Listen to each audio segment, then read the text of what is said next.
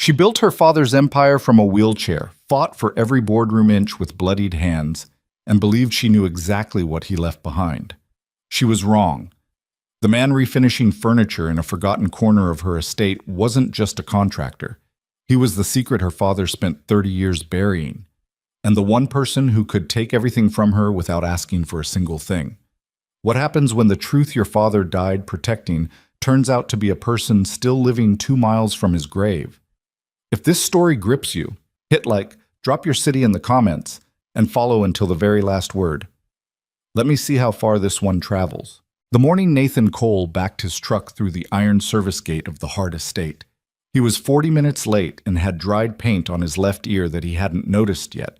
His daughter Lucy had spilled orange juice on his work shirt at breakfast, which meant he'd had to change, which meant he'd been running behind since 7:14 a.m., which was not how he liked to start a job. He liked to arrive early. He liked to walk a space before anyone was watching, to understand what kind of silence lived in it. Old houses had different kinds of silence. Some were peaceful. Some felt like they were holding their breath. The Hart estate, from what Nathan could see through the windshield as he pulled up the gravel service road, felt like the second kind. It was a large property, not obscene, not the kind of thing you'd see in a movie about a villain, but substantial. The main house was a 3-story federal-style structure with dark brick and tall windows, set back from the road behind a row of old oaks that had probably been there before anyone alive had been born. The grounds were kept. The hedges were trimmed. But there was something about the place that felt like maintenance rather than love. The kind of upkeep that says, we are keeping this intact rather than we are glad to live here. Nathan parked near the rear entrance as he'd been instructed, cut the engine, and sat for a moment. He did this at the start of every job. Not for any mystical reason. Just to collect himself. He was 32. He ran a one-man restoration operation called Cole and Craft out of a converted garage on the edge of Dunmore, a mid-sized city in Pennsylvania that had once been something and was now working on figuring out what to become next. He did antiques, mostly. Furniture restoration, object cataloging, the occasional estate appraisal for probate lawyers who needed someone who knew what they were looking at. He was good at it. Not famous, not rich, but good. And that had been enough to keep the lights on, and Lucy in school clothes that fit. He got out of the truck and grabbed his canvas tool bag from the passenger seat. The woman who met him at the service door was a household manager named Sylvia, 60-something, with reading glasses on a beaded chain and the exhausted competence of someone who had been managing crises since before Nathan learned to walk. She shook his hand without warmth and led him inside. "The library is on the second floor," she said, walking ahead of him through a corridor that smelled of old wood and lemon polish. "Mr. Hart's private collection, books, objects, correspondence materials, roughly 400 items, possibly more. The family wants a full catalog with condition assessments. You'll have full access to the room. The rest of the house is off limits unless Ms. Hart authorizes otherwise." "Understood," Nathan said. "Is there a deadline?" "Ms. Hart would like a preliminary inventory within the first 2 weeks, full catalog within 6. Sylvia paused at the foot of a back staircase. "She's particular about how things are handled. If you have questions about the collection, you bring them to me first." "And if I have questions Ms. Hart needs to answer herself?" Sylvia looked at him in a way that made clear she considered this unlikely. "I'll let her know." She left him at the library door with a key card, a printed access code for the service elevator, and a reminder that lunch was not provided. The library was not what Nathan expected. He'd been in estate libraries before. The performative kind, where someone's grandfather had bought books by the yard because he liked how they looked on shelves, and the spines had never been cracked. This wasn't that. The shelves here were floor to ceiling, and they were the shelves of someone who actually read. The books were arranged by subject, not by color. Some had paper slips tucked between pages. Some were doubled up where the shelf had run out of room. There were notebooks stacked on one table, a brass magnifying glass on another, and in the corner, a wing-backed reading chair with a worn patch on the left armrest, exactly where a person's elbow would rest. Nathan stood in the doorway for a moment. He'd been hired to catalog this room. And he would. But first he took 2 slow minutes to understand what he was walking into. This was a room where someone had actually thought, where they'd sat alone and read, and worked something out. The air in it was different from the rest of the house, more settled somehow, less like held breath. He set his bag on the work table, pulled out his assessment forms and his digital recorder, and got to work. He spent the first 3 days doing nothing but initial documentation, shelf by shelf, object by object, working through the room methodically from west wall to east.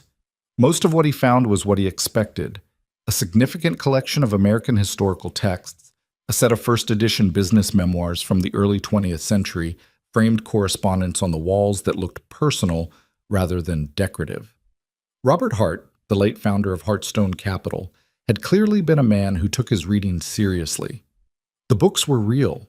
The annotations in the margins were real. The man had apparently argued with historians in pen. Nathan found himself reading the marginal notes more than he should have. He had a professional habit of cataloging objects without getting drawn into their histories. You had to, otherwise you'd spend 3 days on one desk. But the notes were hard to ignore. They weren't the notes of a man performing intelligence. They were the notes of a man genuinely working through things, questioning, revising, sometimes just writing no in emphatic capital letters, next to a claim he apparently found unconvincing. On Thursday of the first week, Nathan found the desk. It was against the east wall, half hidden behind a floor lamp and a wooden filing cabinet that had clearly been pushed in front of it at some point and never moved back. It was a roll-top secretary desk, American, late 19th century, walnut with brass hardware, and it was in rough shape. The tambour was partially jammed, one of the side cabinets had a broken hinge, and someone had water-damaged the writing surface at some point, leaving a pale ring stain near the front edge. Nathan moved the filing cabinet out of the way and crouched down to examine the desk. It was his first instinct to note the damage and move on. The catalog wasn't about restoration, just condition assessment. But the jammed tambour bothered him. He pressed his palm against it gently, testing. The mechanism had seized up from humidity and age, but the way it was resisting suggested something was pressing against it from inside. He went to his bag and got a thin wooden shim and worked it carefully into the right-hand track. The timbre groaned, then gave, rolling back in an uneven, stiff motion. The interior of the desk was mostly empty. A dried-out inkwell, some loose paper clips, a cracked leather pen holder.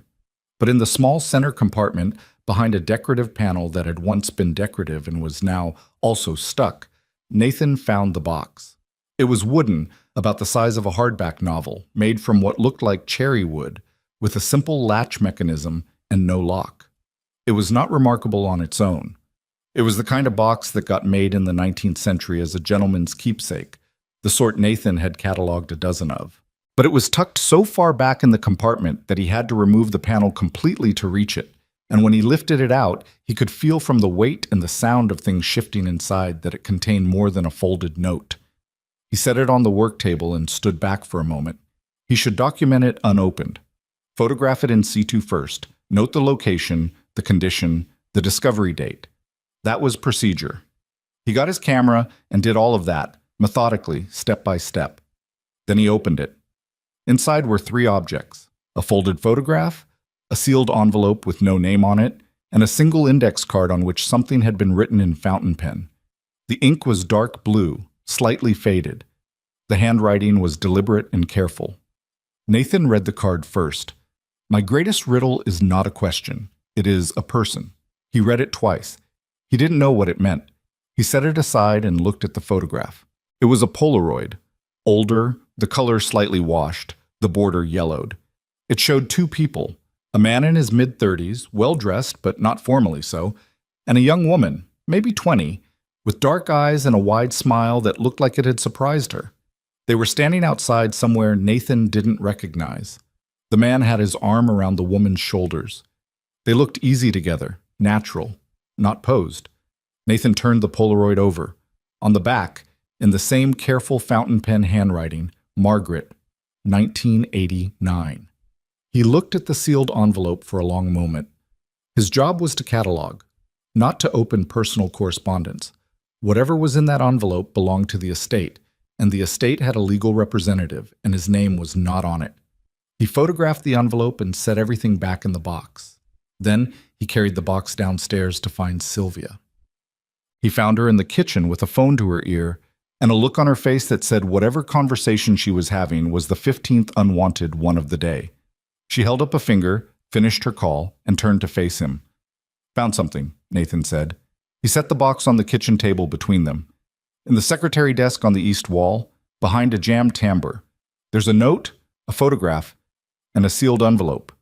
Sylvia looked at the box, then at him. "Did you open the envelope?" "No." She seemed to take that in. "Leave it with me. I'll let Miss Hart know." "The note's worth flagging," Nathan said. "It's unusual." Sylvia looked at the index card without touching it, reading the words. Something passed across her face, not quite surprise, not quite recognition, but she kept her expression in control. "I'll handle it." Nathan nodded and went back upstairs. He didn't think about the box for the rest of that day. He had work to do. 30-odd books still to document on the south shelf, 2 small bronzes on the mantel that needed condition photographs, a stack of framed documents that turned out to be original stock certificates from companies that no longer existed. He thought about Lucy instead, which was where his mind went when it wasn't occupied. He was picking her up at 4 from her after-school program. She had a science project due next week on weather patterns, which she had not started and which she had promised him twice she would start. He needed to pick up more oatmeal. He was out of the good coffee. This was the texture of his daily mental life, and he found it stabilizing rather than small. Some people needed large thoughts to feel grounded. Nathan needed small ones, the concrete, manageable facts of a life that he could actually affect. He'd built his life around that principle, deliberately, after Lucy's mother left when Lucy was 2.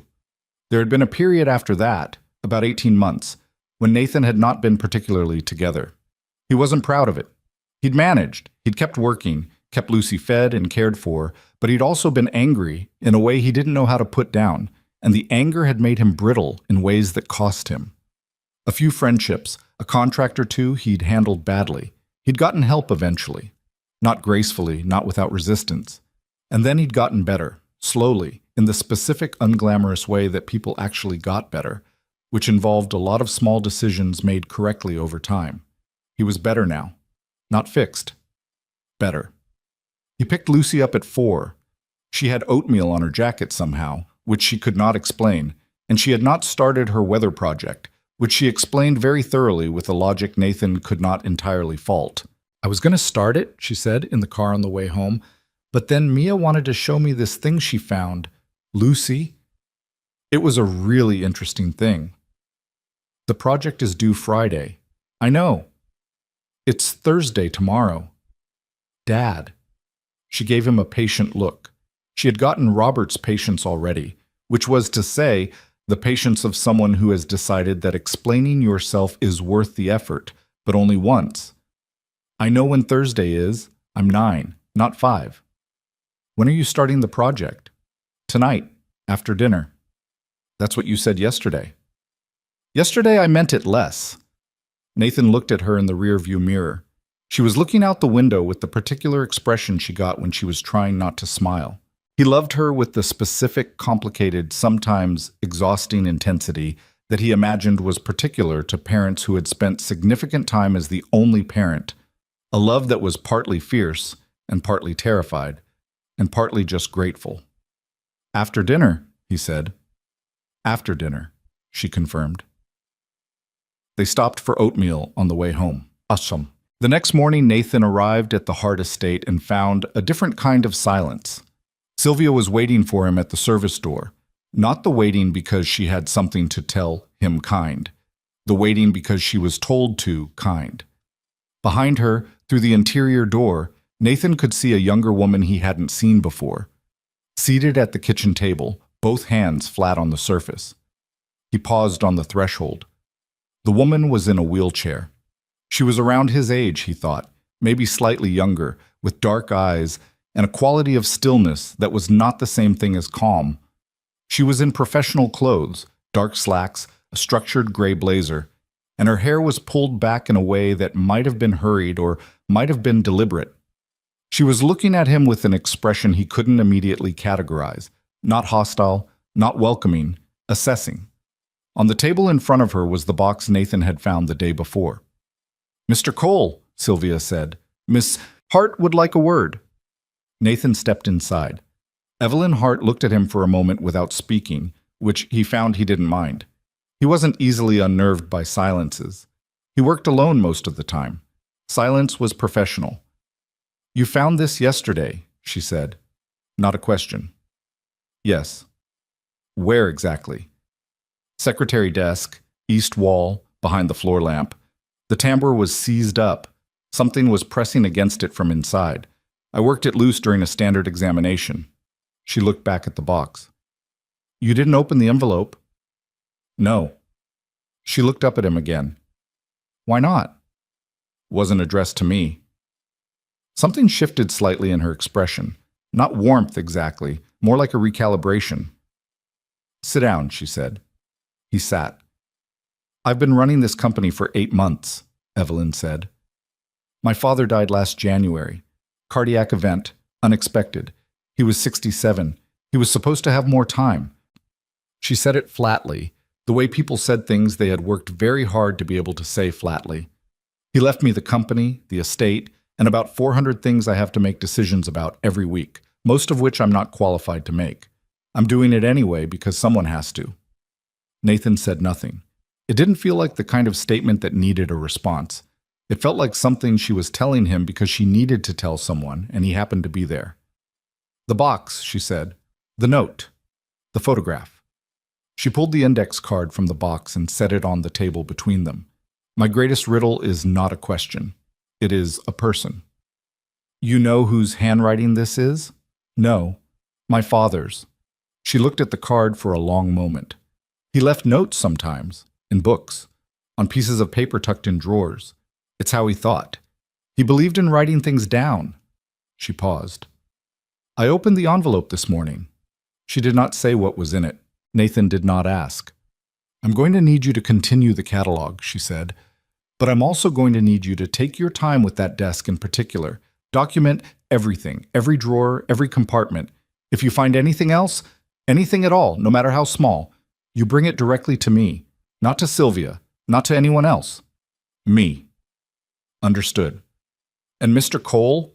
She stopped. Something moved across her face that she controlled quickly.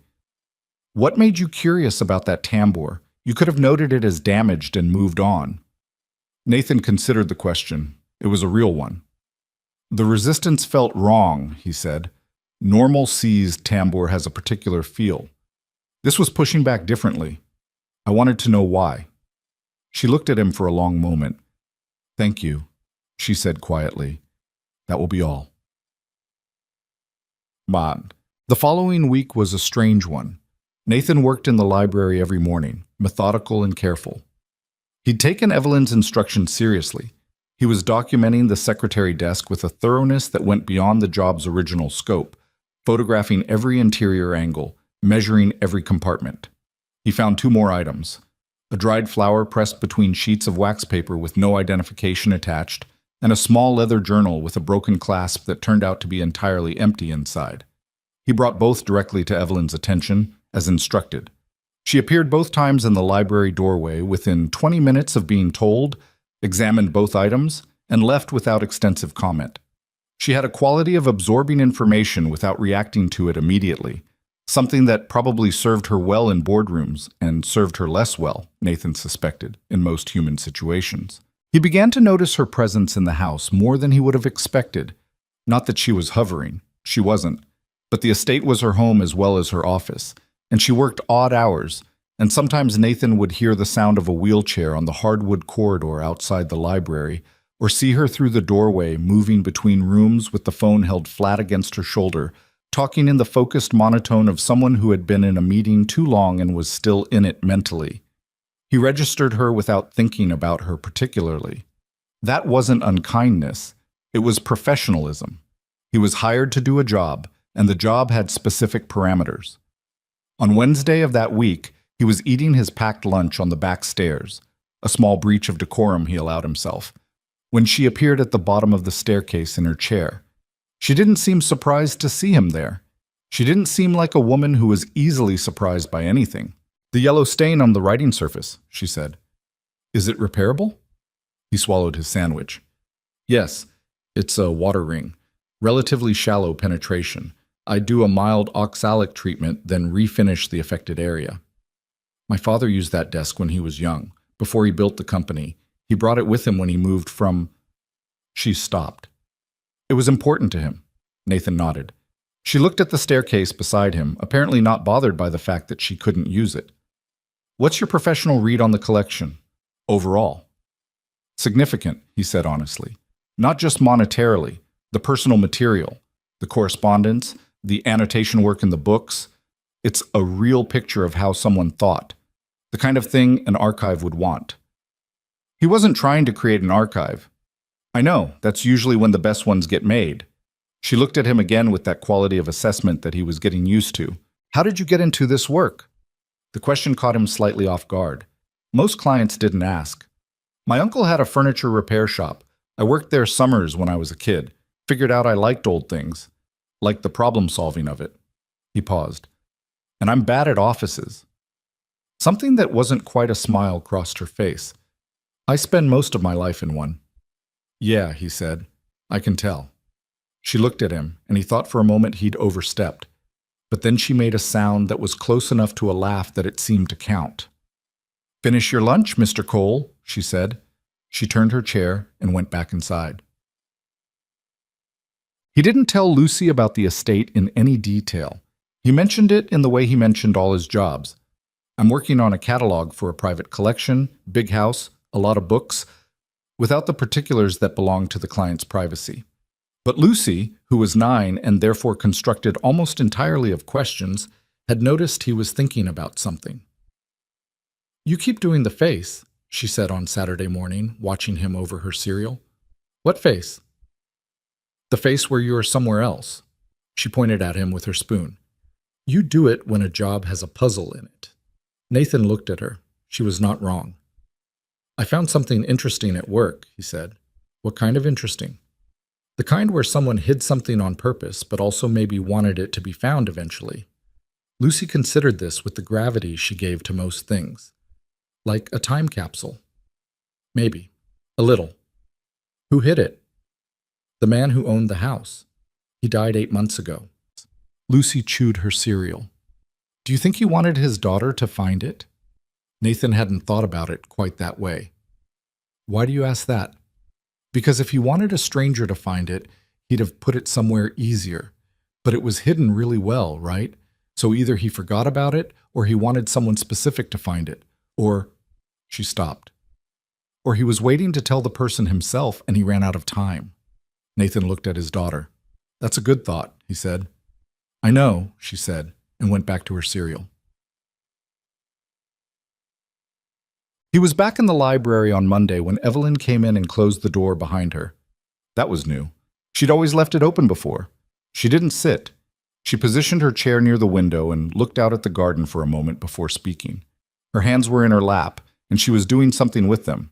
Not fidgeting, exactly, but a controlled tension, the way someone's hands look when the rest of them is working hard to appear composed. I've had the envelope reviewed, she said, by my legal team and by a private document examiner. Nathan waited. The contents are... She stopped. Started again. My father had a relationship before he met my mother. In the late 1980s, a woman named Margaret Calloway. She looked at the garden. She had a son in 1992. Nathan said nothing. The letter in the envelope is from my father, Evelyn said. Handwritten, 1993. It's addressed to the son, who would have been about 1 year old at the time. She paused. He never sent it. The room was very quiet. Why are you telling me this? Nathan asked. His voice was level.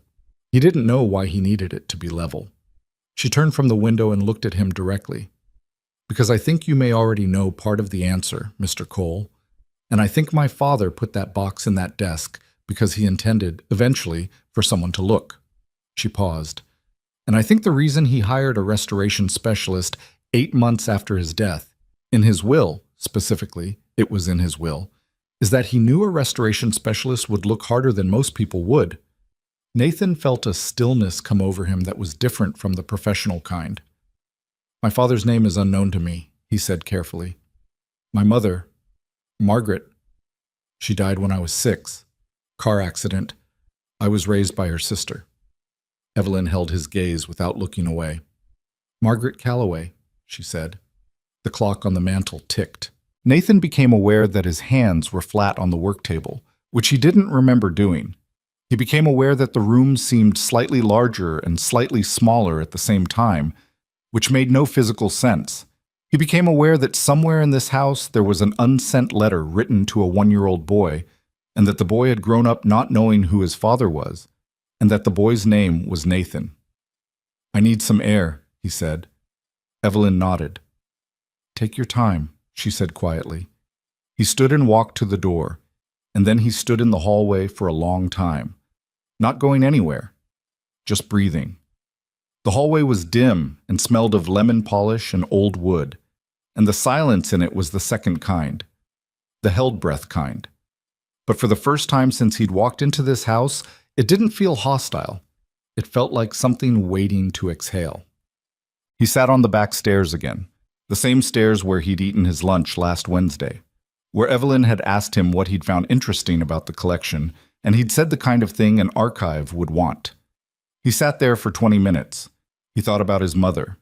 He hadn't done that in a while, not the specific memory kind of thinking, just the general ache of it, which had softened over the years into something he carried without noticing most of the time. He thought about growing up in his Aunt Carol's house, which had been a good house, a real one, with its own warmth and its own complications, and how Carol had told him his father had not been in the picture, which was true, and how she had never told him anything else, which now he understood was not the whole truth. He thought about Lucy. He thought about the face she'd made on Saturday, the 9-year-old philosopher face, when she'd said or he was waiting to tell the person himself and he ran out of time. He thought about a man sitting alone in this library, in a wing-back chair with a worn patch on the left armrest, writing a letter he never sent. He didn't feel anything in particular, not joy, not grief, not the clean dramatic catharsis that stories suggested you were supposed to feel in a moment like this. He felt something more like the particular sensation of a jammed tambour giving way, a resistance releasing all at once, leaving behind a hollow space that would take time to understand. He went back inside. Evelyn was still in the library when he returned. She had turned her chair back to the room and was looking at the shelves of her father's books with an expression he recognized now. It was the same expression he'd seen the first day. Maintenance, not love. Except it wasn't quite that anymore. It was something more complicated. The face of a person looking at something they've had to fight for and wondering, for the first time, whether the fight was the whole story. Tell me about the letter, he said. She looked at him. She reached into the pocket of her blazer and held it out. He looked at it for a moment, an envelope, cream-colored, worn at the corners with age, no name on it. And then he took it, and he sat down in the wing-back chair with the worn patch on the armrest, and he opened it, and he read what his father had written to him 30 years ago in a room that still felt, somehow, like him. The light through the library windows was the long gold of late afternoon, and neither of them spoke for a very long time. The letter was 4 pages long, not typed, not dictated, written by hand on the kind of heavy cream paper that suggested the writer had sat down knowing this was important, had chosen the paper deliberately, had wanted the weight of the thing to mean something even if no one ever read it. Nathan read it twice in the library chair while the afternoon light moved across the floor. He didn't cry. He wasn't sure what he felt was connected to crying. It was something more like the sensation of a room you'd lived in for years suddenly revealing a wall that had always been there but that you'd never been able to see. Robert Hart had written to a boy who was 1 year old and would never read it. He had written anyway. The letter began without preamble. I don't know how to start this, so I won't try to be clever about it, and proceeded in the same direct, slightly stubborn handwriting Nathan had been reading in book margins for 2 weeks. Robert Hart had written about Margaret, about meeting her in 1988 at a conference in Philadelphia where he had been presenting quarterly projections to a room of people he did not respect, and she had been there as a junior accountant for a partner firm, and she had asked him afterward, in the hallway, whether he actually believed half of what he'd just said. He'd been annoyed. Then he'd been surprised. Then he'd been in love.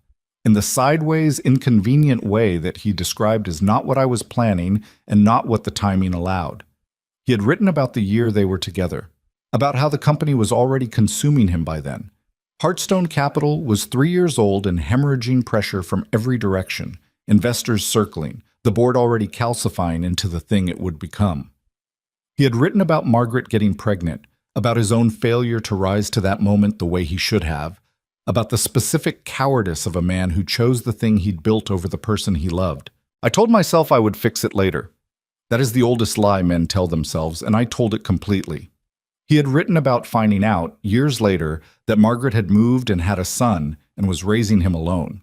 About trying to make contact and being told, through channels, always through channels, because that was the world he'd built for himself, that she didn't want it.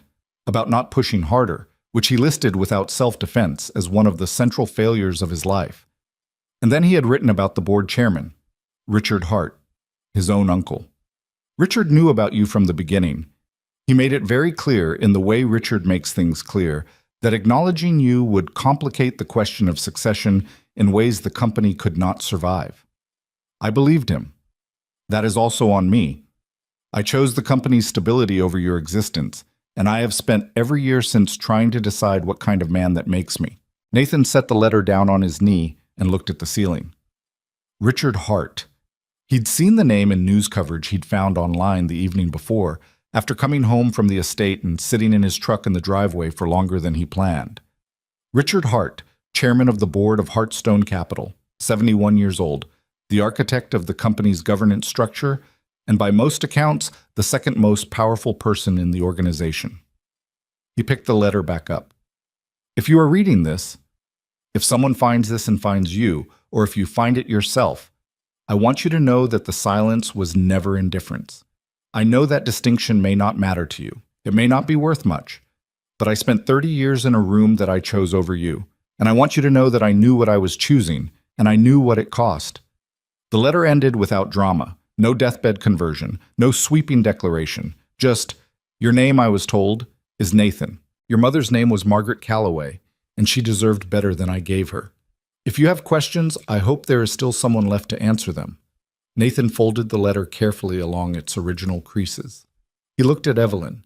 She had been very still through all of it, positioned near the window, giving him the room. She was good at that, giving space without disappearing from it. He'd noticed that about her.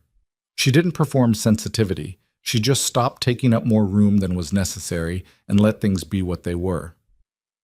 Richard knew, he said. Yes. He concealed it. For 30 years, apparently.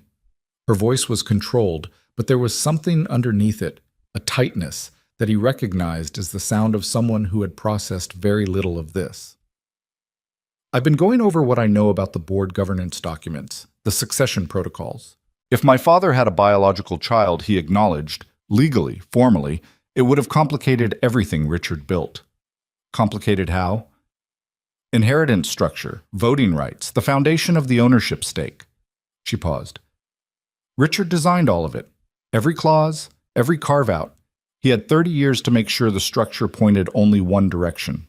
Nathan was quiet for a moment. I don't want the company, he said. She looked at him steadily. I know. I'm telling you because I want you to hear it as a fact, not as a negotiating position. I heard it the first time. She said it without hardness. That doesn't change what the documents may legally require. He turned the folded letter in his hands. Outside, the October light was going amber, the afternoon narrowing toward evening.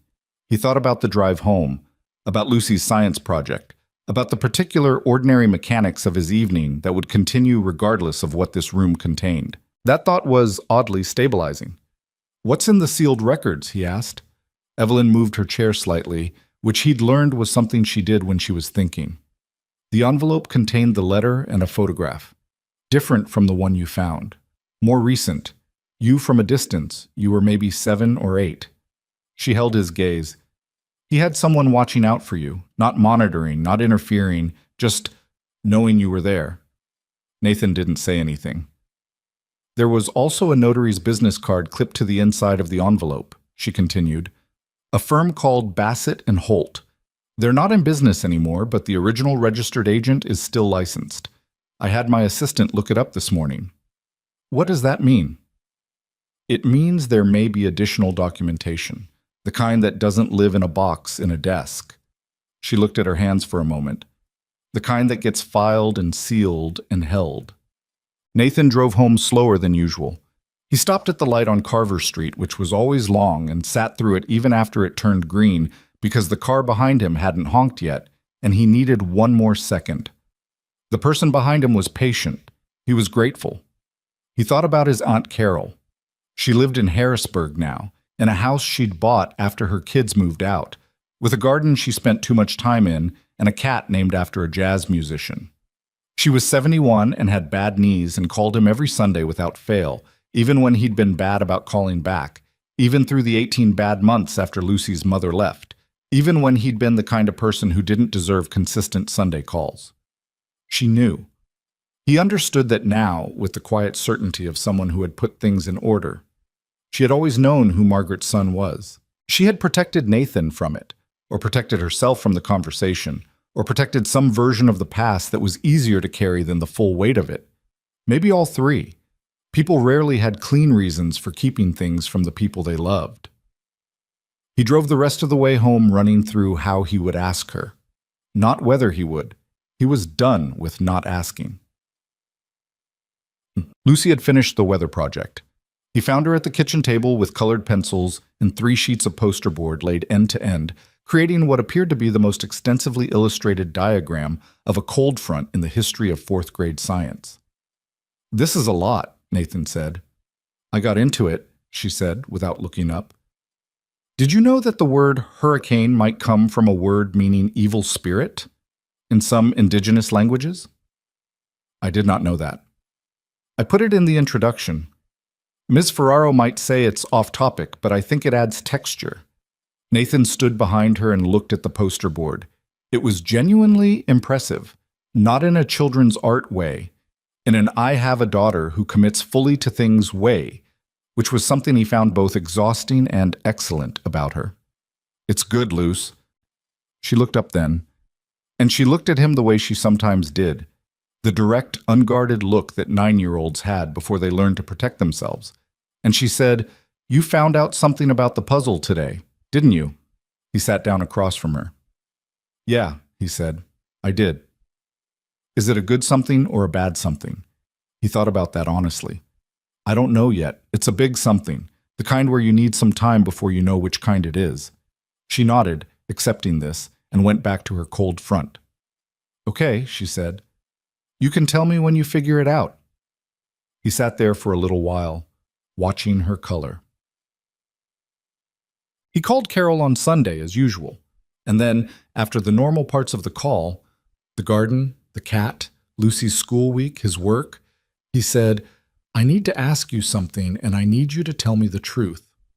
There was a pause on the line. The specific quality of it told him everything before she answered. "Nathan," she said. "Robert Hart," he said. "Was that my father?" Another pause. Longer.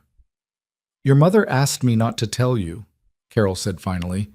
Her voice had gone quiet in the way of someone who had been waiting for something for a long time and was not entirely relieved it had finally arrived.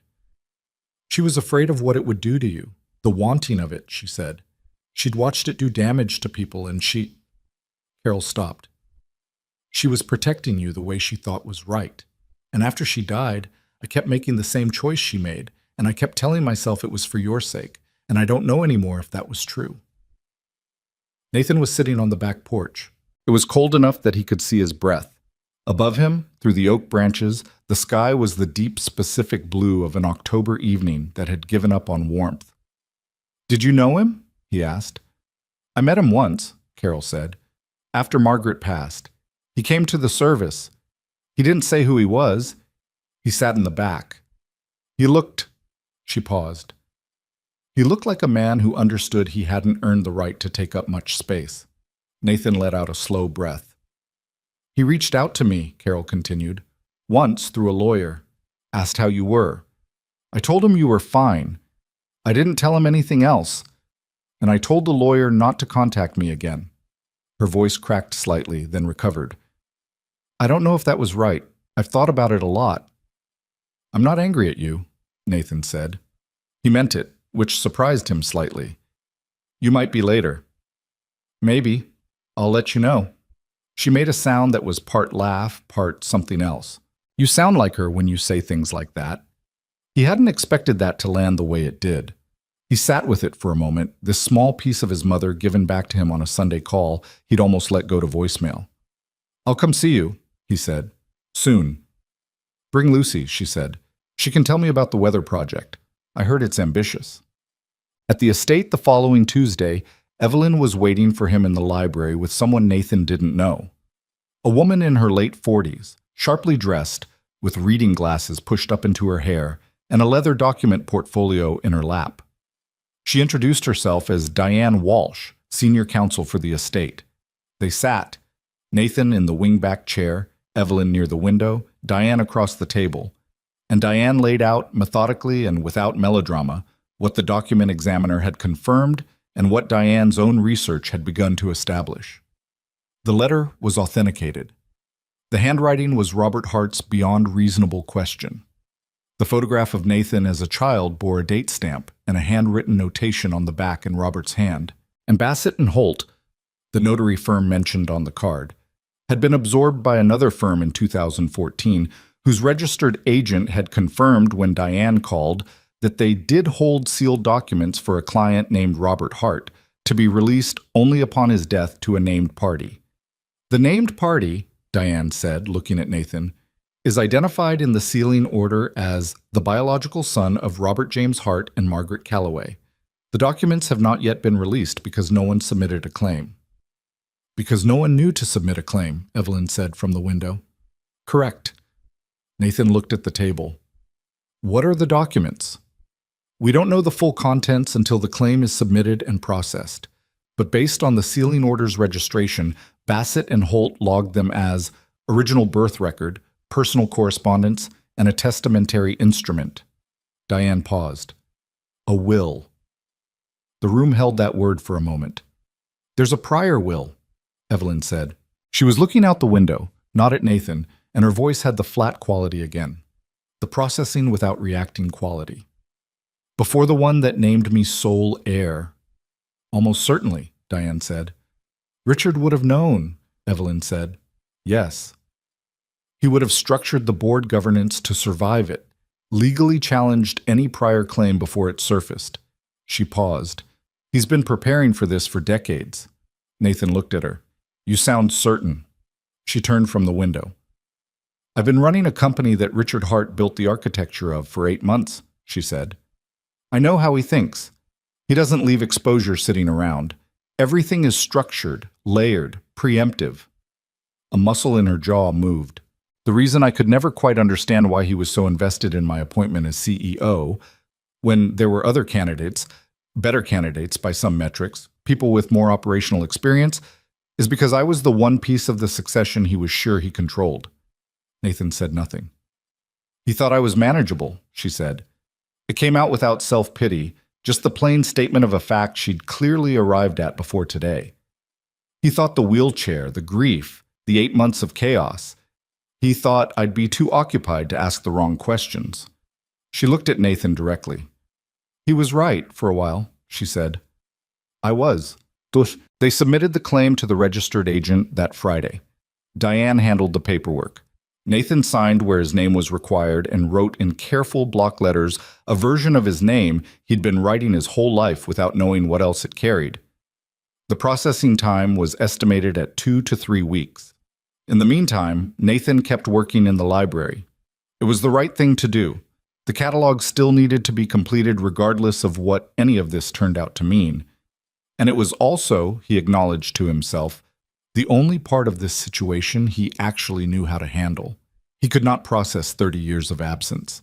He could not yet fully feel the specific grief of a father he never knew, who had made choices Nathan hadn't yet decided how to judge. He could not work out what any of this meant for Lucy, for his own name, for the ordinary life he'd built with deliberate care. But he could document a library. He could examine objects, note conditions, identify ages, understand how things were made. That was work he knew the shape of. Evelyn appeared in the library doorway on Thursday afternoon and leaned against the frame without coming in, which was different from her usual pattern. She was holding a mug of something and looked like she hadn't slept particularly well. "Can I ask you something?" she said. "Sure." "Do you remember anything about her? Your mother?" He kept working, his hands on the spine of a 1962 edition of something, but he answered.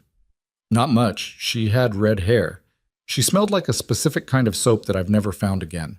She used to sing off-key in the kitchen." He paused. "She laughed at her own jokes before she finished telling them. Carol told me that." Evelyn was quiet for a moment. "My father used to read aloud in here sometimes," she said. "Even when I was around. He'd just start reading something and expect you to sit and listen." She looked at the shelves. "I thought it was rude when I was a teenager. I'd give a lot for it now." Nathan set the book down. "He sounds like someone who thought his time was mostly his own to spend," he said. "That can be a hard quality to live with when you're young." "It was." "But you came back," he said. "You're here. 8 months of board meetings and a company you didn't ask to run." She looked at him. "He was still my father." "Yeah," Nathan said. "I know." The word father sat between them in the room that had been built around the absent weight of that one man, and neither of them felt the need to add anything to it. Richard Hart called Evelyn the following Monday. She told Nathan about it that afternoon, in the flat tone she used when she was most controlled.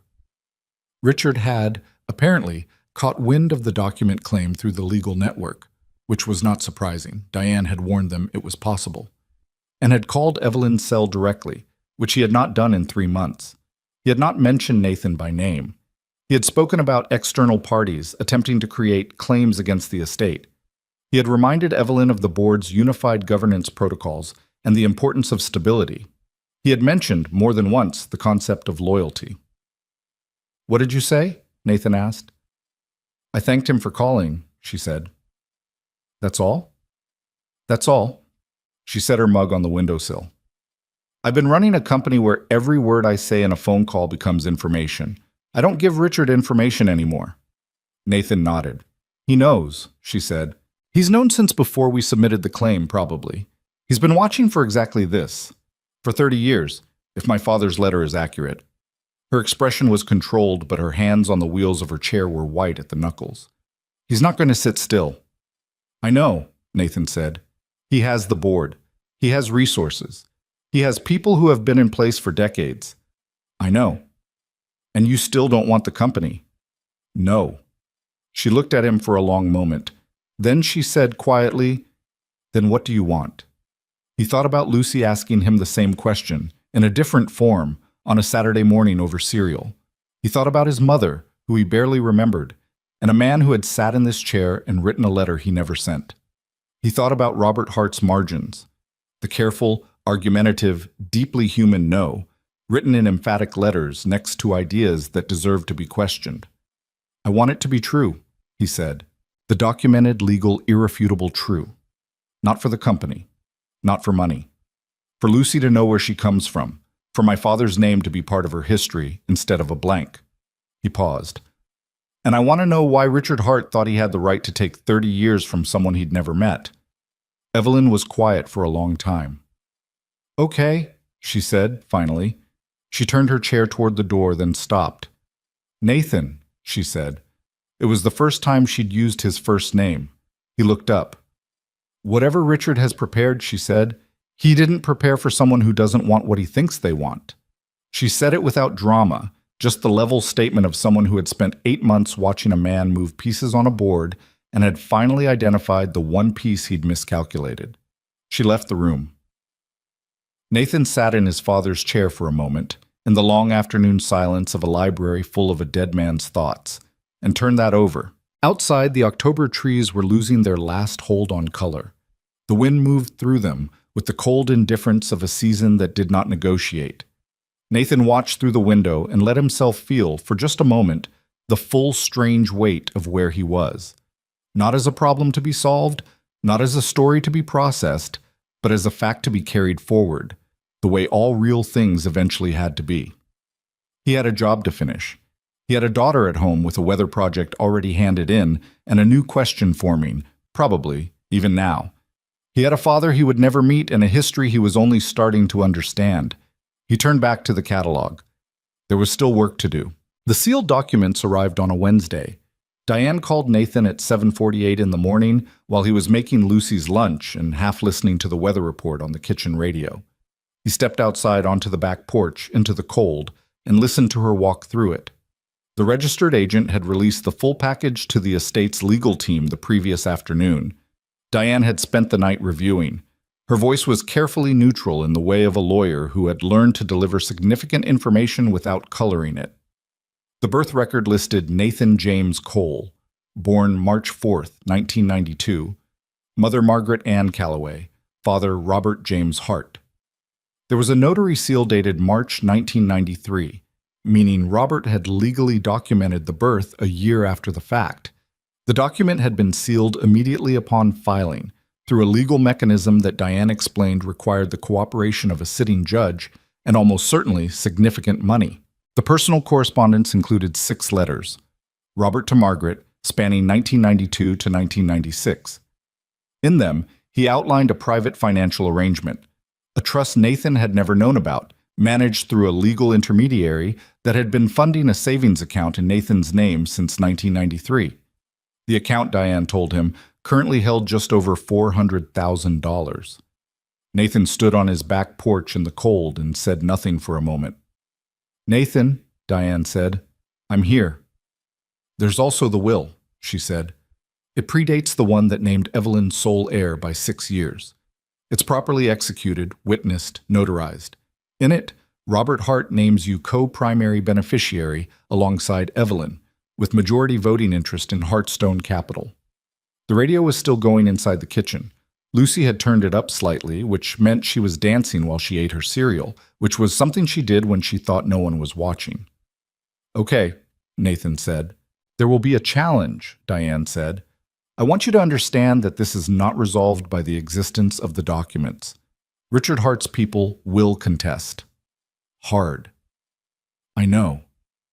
I want you to be prepared." "Diane," he said, "I've been a single father for 7 years. I know how to be prepared for a fight I didn't start." A pause. "Fair enough," she said. "I'll be in touch." He went back inside. Lucy had finished her cereal and was doing exactly what he thought, a small, self-contained dance near the counter while pretending to look for her backpack. "I know you see me," she said, without turning around. "I didn't say anything." "You were going to." "I was going to say your lunch is on the counter." She grabbed it. Then she looked at him with the particular directness she deployed when she'd decided a conversation was happening, whether he was ready or not. "Was that about the puzzle?" "Yeah." "Is it still the kind where you don't know if it's good or bad?" He thought about $400,000 he'd never known existed, and a birth record with his father's name on it, and a will that was about to change the temperature of every room he walked into. "It's the kind where it's both at the same time," he said. She shouldered her backpack. "That's usually the most important kind," she said, and went to get her jacket. Richard Hart moved within 48 hours. Diane had predicted it. The speed still caught Nathan slightly off guard, not because he'd underestimated Richard, but because the machinery of it was larger than he'd fully imagined.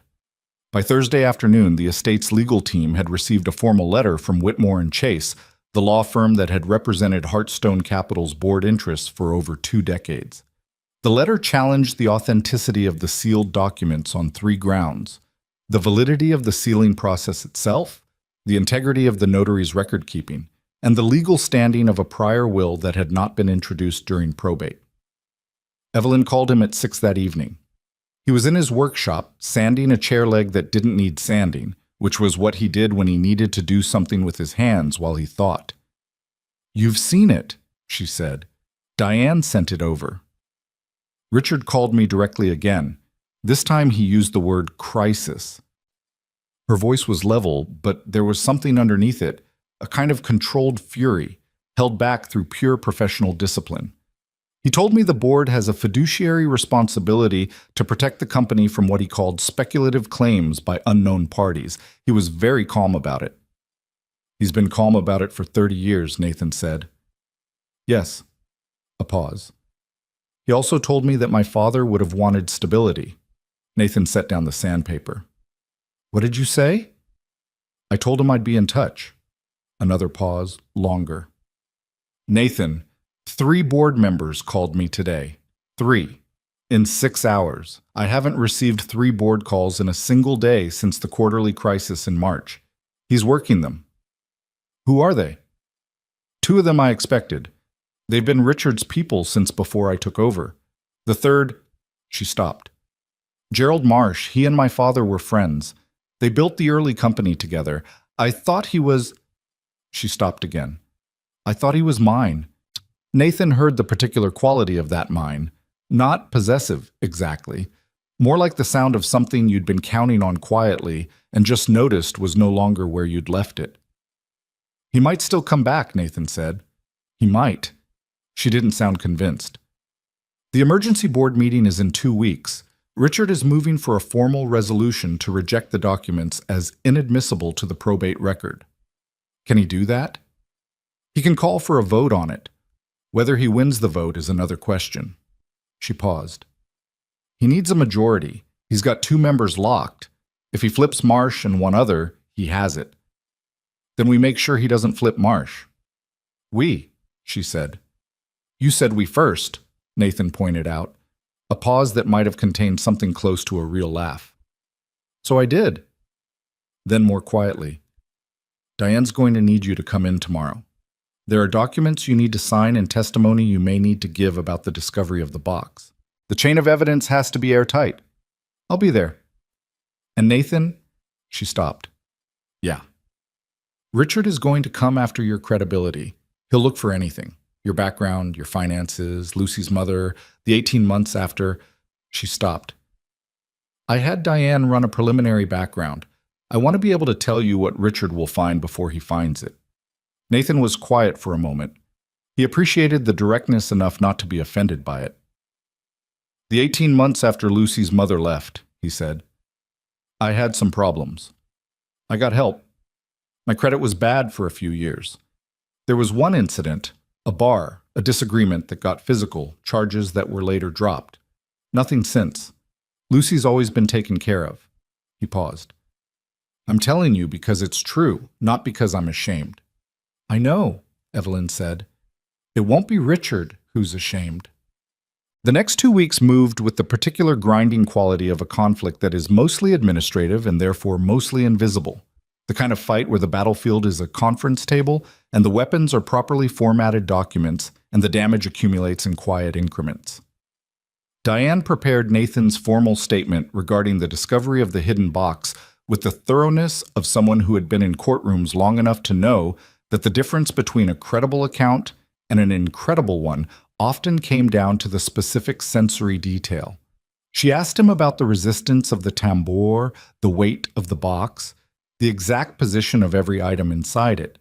She asked him why he'd brought it to Sylvia rather than opened the envelope himself, and he gave her the same answer he'd given Evelyn on the first day, which was that it wasn't addressed to him, and she noted it with the satisfaction of a woman who liked clean, unglamorous answers. At the same time, Evelyn was working the board. Nathan saw this mostly at a distance, through Diane's updates, through the occasional late evening call from Evelyn herself, through what he could read in the specific quality of tension in her voice when she appeared in the library doorway and wasn't quite ready to talk about what she'd just come from. She was good at it, the board work. He could tell even from the outside. She had a quality he'd noticed early, the ability to be in a room fully, to listen without performing listening. And he imagined it translated well to the particular theater of a boardroom where everyone was watching everyone else's tells. But she was also tired. He could see that too, in the way he'd learned to see it in her, the slightly less precise positioning of her chair when she entered a room, the mug of coffee she'd forget and leave on the library windowsill until it was cold. She was carrying the company and this fight and her own grief simultaneously, and she was doing it without complaint and without asking for anything from anyone, which he recognized as a quality that was both admirable and not particularly sustainable. He said none of this to her because she hadn't asked. But he filed it. The confession came from a woman named Doris Fenwick.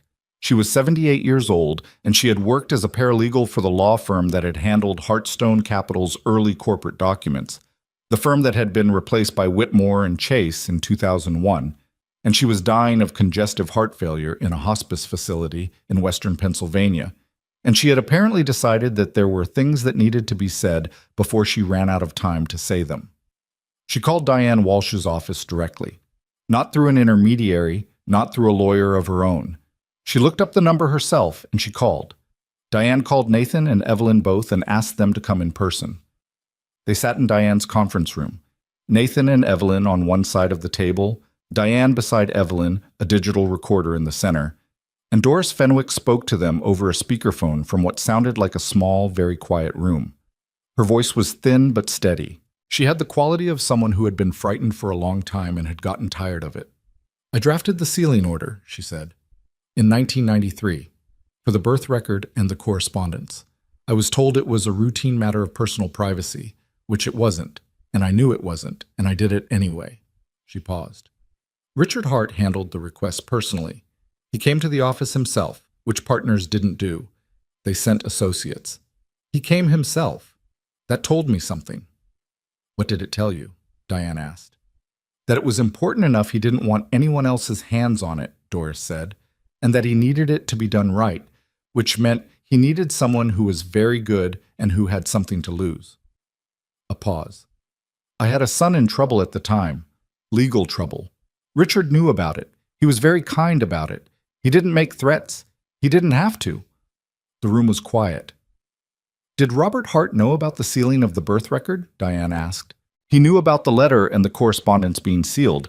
He asked for that himself. He wanted Nathan protected from press or public attention," he said. Doris's voice thinned further. "He did not know that Richard had arranged for the birth record to be sealed as well. That was Richard acting on his own. Robert would have been furious." "How do you know he didn't know?" Evelyn asked. It was the first time she'd spoken. Her voice was quiet and very controlled.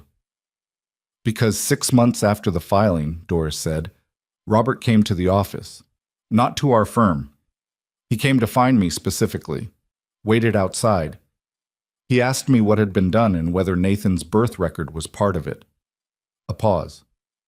"I told him it wasn't. Because Richard had told me to say that if I was ever asked." No one spoke. "Robert left," Doris continued.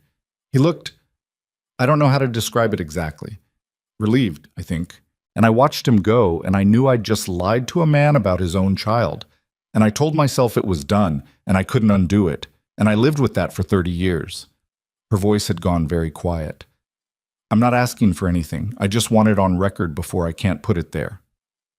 Nathan was looking at the table.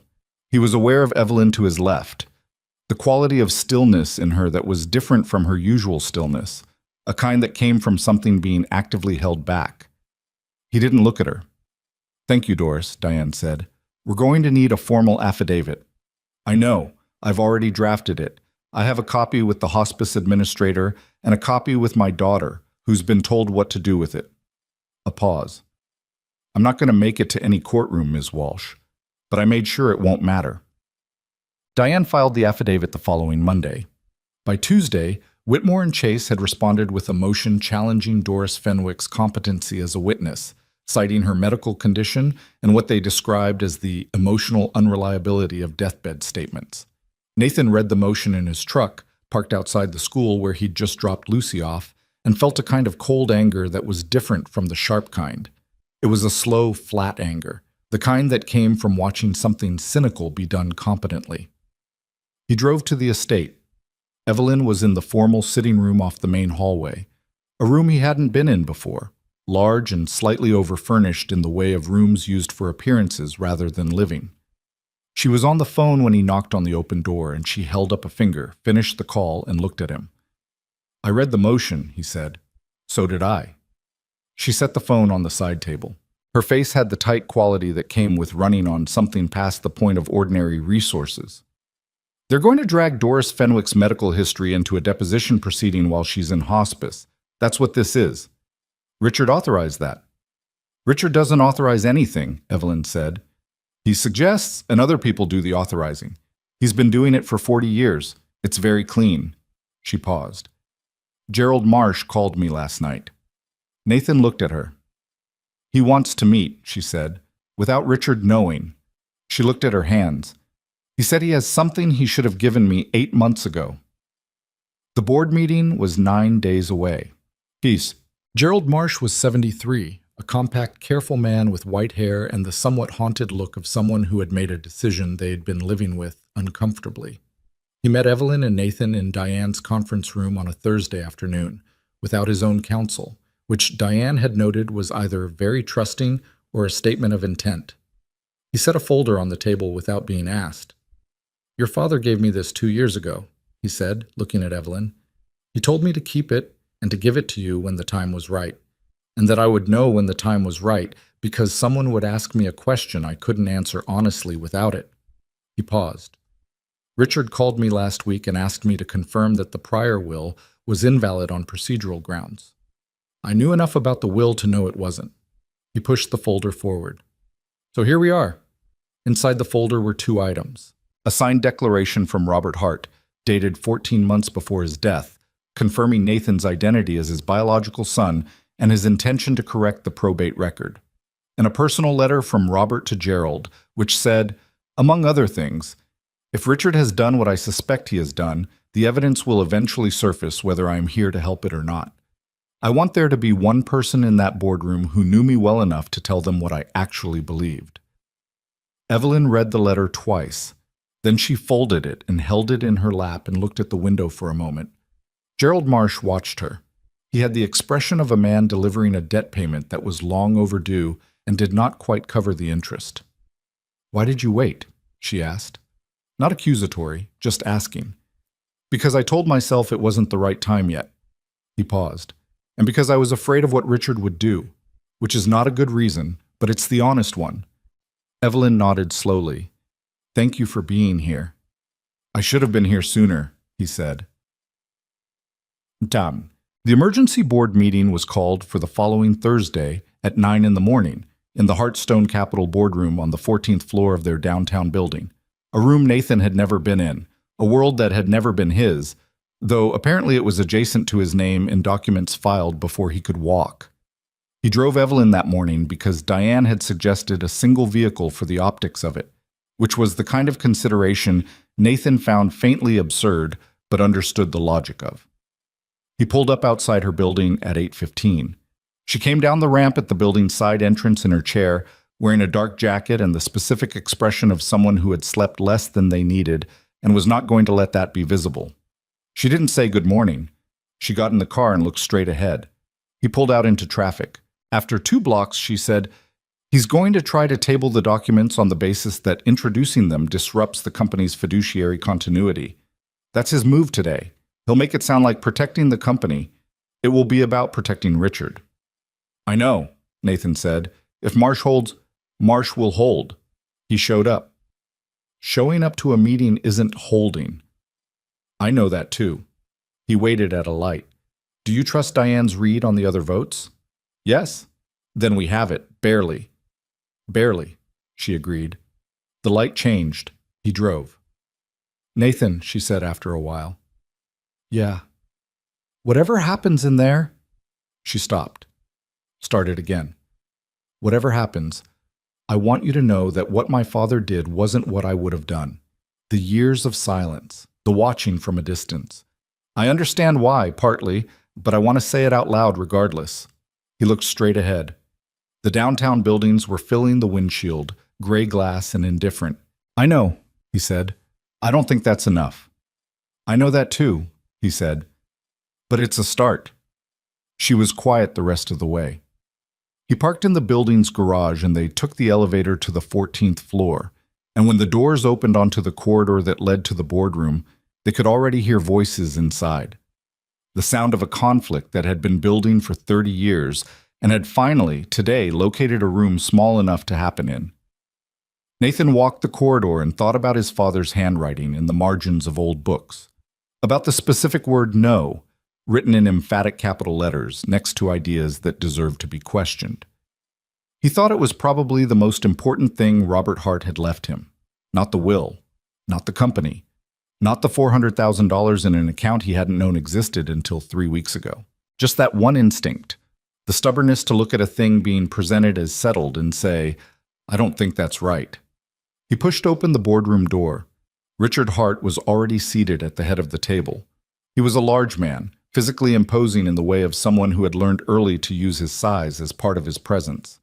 He had the same dark eyes as Evelyn, which Nathan noticed and then put aside. He looked at Nathan with an expression that was composed and controlled, and underneath both of those things, very cold. Nathan looked back at him without performance. Evelyn wheeled herself to the table without hesitation and set her folders down. Let's begin, she said. The boardroom had 14 chairs and 8 people in it, and the air inside it was the specific kind that accumulated in rooms where significant decisions had been made for a long time. Not stale, exactly, but weighted. The table was long and dark-grained, the kind that had been chosen to imply permanence. The windows behind Richard Hart's seat looked out over the city in a way that was clearly intentional, the light coming in behind him, making everyone else squint slightly when they looked his direction. Nathan noticed all of this and set it aside. Diane was already seated to Evelyn's left, with 2 document portfolios stacked in front of her. Gerald Marsh sat 3 seats down on the same side, hands folded on the table, not looking at Richard. The 2 board members Nathan had mentally categorized as Richards, a man named Caldwell and a woman named Priya Sethna, sat directly across. 2 others, a retired banker named Howell and a younger woman named Claire Tesaro, who ran the company's risk analysis division, were positioned at the far end, giving nothing away. Richard looked at Nathan once when he sat down.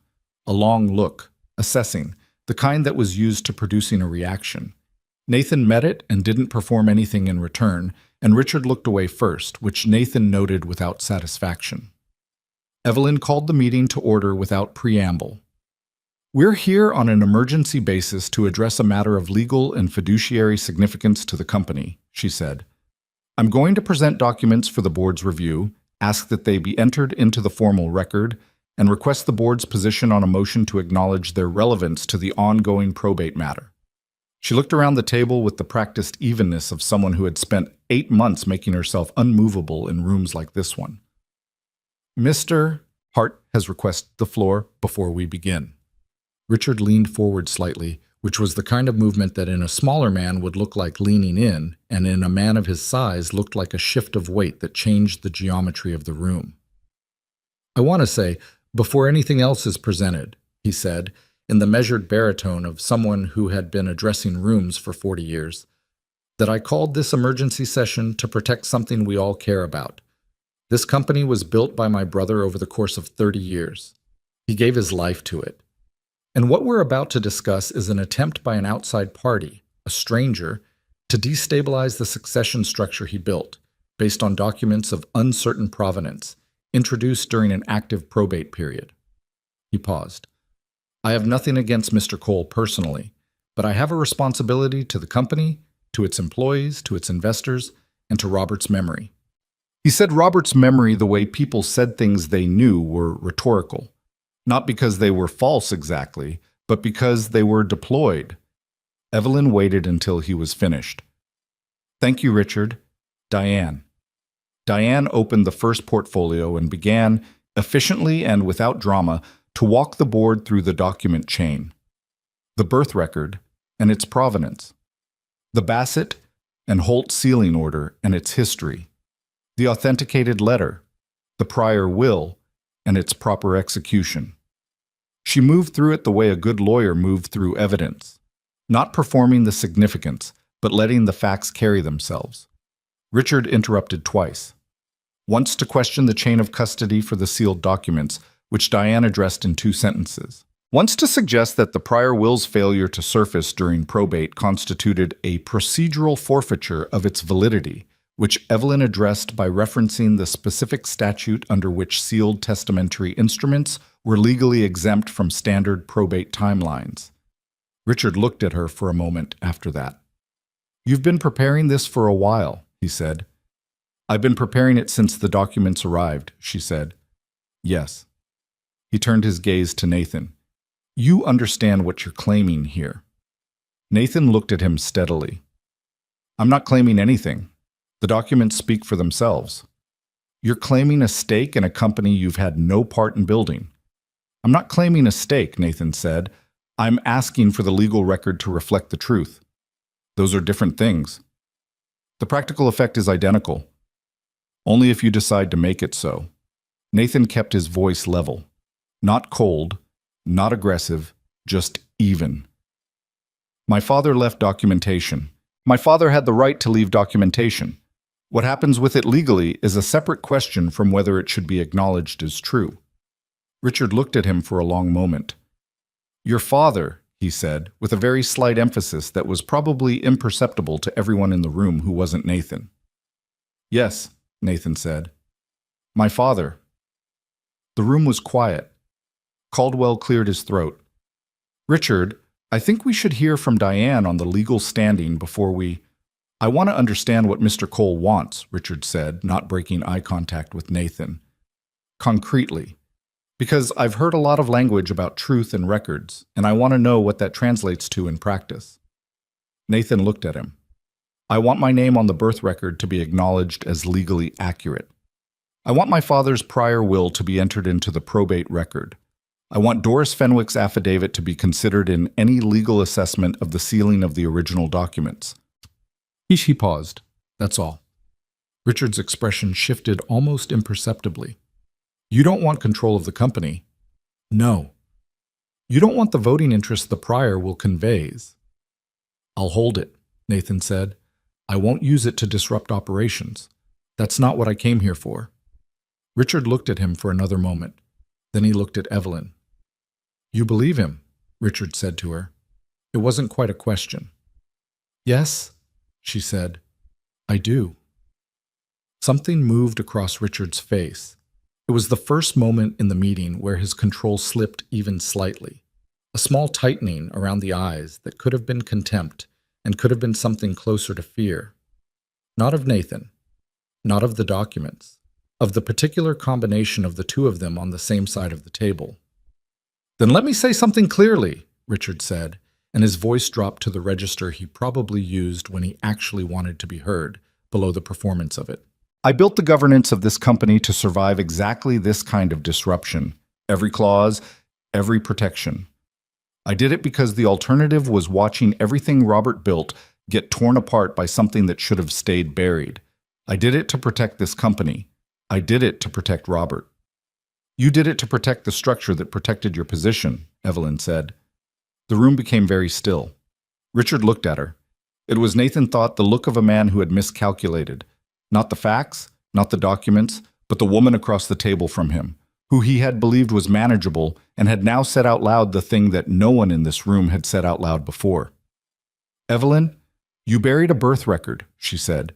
You sealed documentation that belonged to a living person. You spent 30 years making sure my father couldn't correct a lie that you told him was the only way to protect what he'd built. And then you put me in this chair.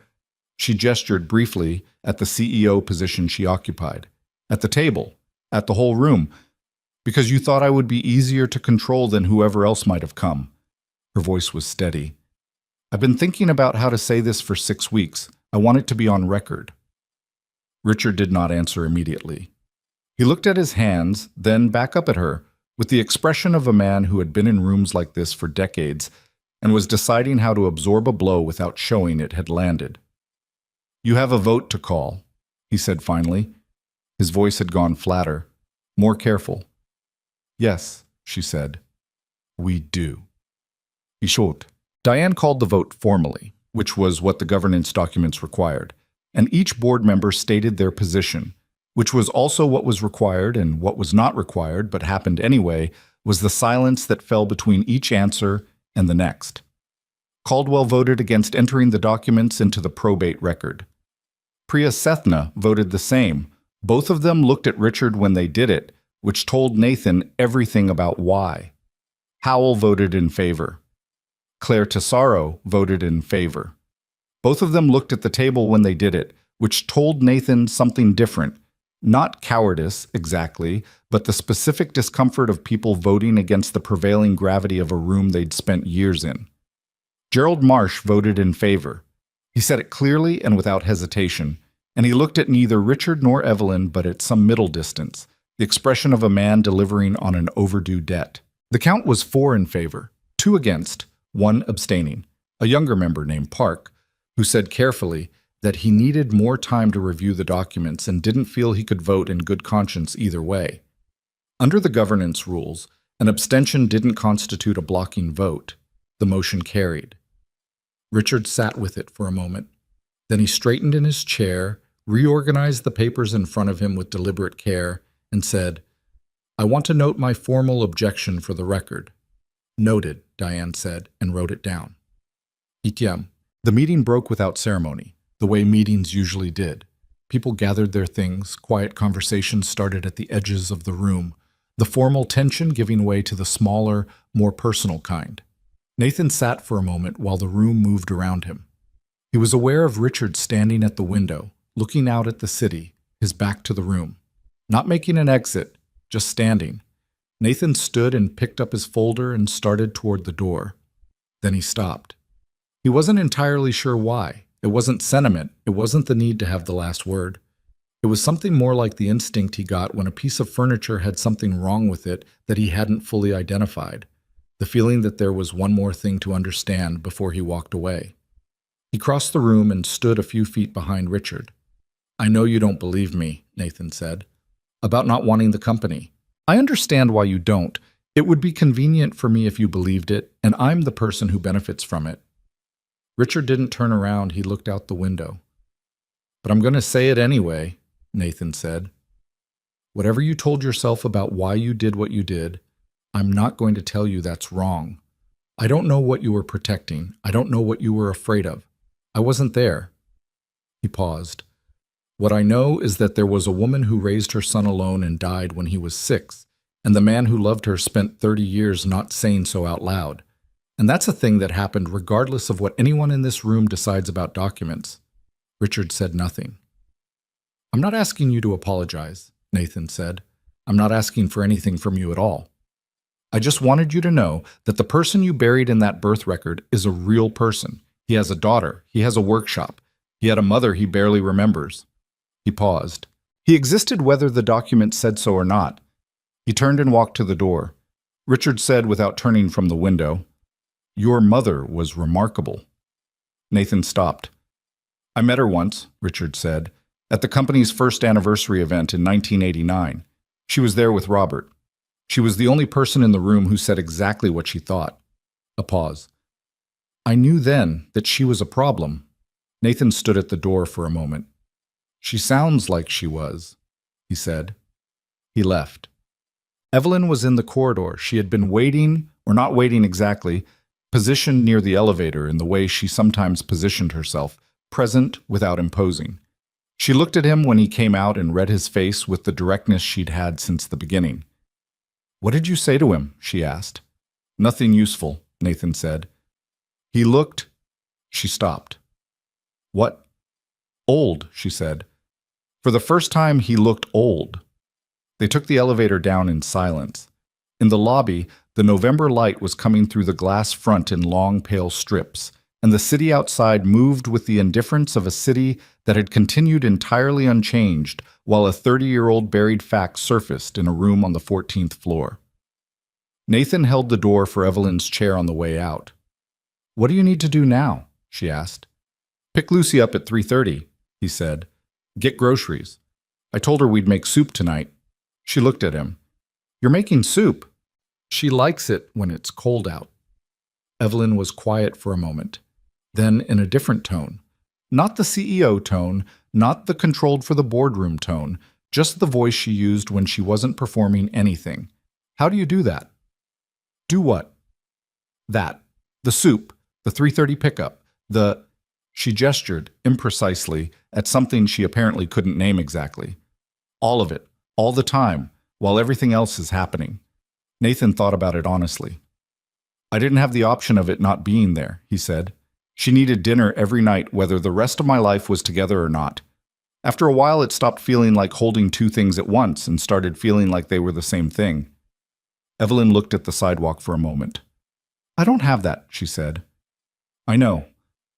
I have the company, which is something. It's... She stopped. It's not nothing. It's a lot, he said. You're good at it. I know I'm good at it, she said. It came out without arrogance. Just the statement of someone who had been competent for so long it was no longer something she needed confirmed. That's not the same as it being enough. He looked at her, standing in the November light outside the building that bore her name, and he thought about all the rooms she'd been in these past weeks, every one of them a room where she was alone on the side of the right thing and had to hold that position without letting it show that it was costing her. He thought about the mug of cold coffee on the library windowsill. About the word mine when she'd talked about Gerald Marsh, the small, audible crack of realizing something you'd counted on had moved. Come have soup, he said. She looked at him. I'm serious, he said. Lucy will talk the entire time about weather systems or something she found in the yard. You won't have to say anything meaningful. It'll be a relief. Something shifted in her face. Not a smile exactly, but the thing that a smile was made from, the underlying softening before the form of it was decided. I have 3 calls this evening. After the calls. She looked at him for another moment. Then she looked away, at the street, at the city, at the ordinary traffic of a Thursday afternoon that did not know or care what had happened on the 14th floor. Okay, she said quietly. After the calls. Lucy was thrilled, not in the performed way children sometimes were when a guest arrived, in the specific, slightly chaotic way she got when something genuinely surprised her, and she hadn't decided yet how to organize the feeling. She had not been told about Evelyn in any detail, only that Nathan worked at her house and that she ran a company, and Lucy filed that information and then mostly ignored it in favor of showing Evelyn her weather poster, which was still on the kitchen table because Nathan hadn't had the heart to take it down. This is a really good rendering of a cold front, Evelyn said, looking at it with genuine attention. I know, Lucy said. The teacher gave me an A- because she said the historical section went off topic, but I think she's wrong. What was the historical section? I wrote about the blizzard of 1888 because I thought it added context. Lucy sat down next to Evelyn's chair with the casual ease of someone who had not yet learned to treat a wheelchair as anything other than a chair. Did you know 300 people died in it, and it was like 2 feet of snow in one day? I did not know that. It shut down the whole eastern seaboard. New York City was basically stopped. Lucy considered.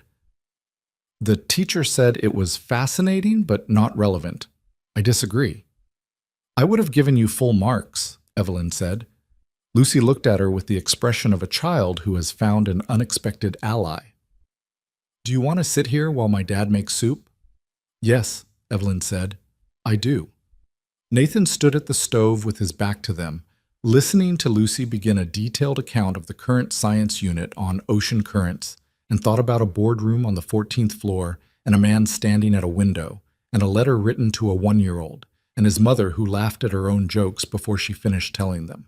He thought about 30 years of a story running underground, and what it felt like when it finally surfaced. Not the dramatic eruption you imagined, but this. A kitchen. Soup on the stove. A 9-year-old explaining the Gulf Stream to a CEO in a wheelchair with the earnest certainty of someone who has decided this person is worth educating. The kitchen smelled like onions and butter and the particular warmth of a house in late November with the heat on. It was, Nathan thought, about as far from a boardroom as a person could get. He stirred the soup and let that be enough. The legal resolution took 3 more weeks. Not the dramatic, instantaneous kind of resolution that happened in movies, where a judge slammed a gavel and the music swelled and everyone knew in a single moment where they stood. The real kind. The kind that happened in conference rooms and through email chains and over the phone between lawyers who spoke in precise, careful language and billed by the hour. The kind where the outcome was actually decided in the boardroom on a Thursday morning and then had to be slowly, laboriously translated into the official record of the world, one filing at a time. Richard Hart resigned from the board chairmanship 11 days after the vote. The announcement came through the company's legal communications office, in language so sanitized it was almost impressive. pursuing other interests, grateful for the opportunity, proud of the company's continued growth. And it told anyone who knew how to read it exactly what it was. A man accepting the terms of a defeat he'd been handed and choosing the version that let him keep his dignity in the room. Not accountability, not apology, just the clean administrative act of stepping back before he was pushed. Nathan read the announcement on his phone in the workshop, between finishing a chair leg and starting on the drawer mechanism of a Victorian writing desk. He put the phone face down on the workbench and went back to the drawer.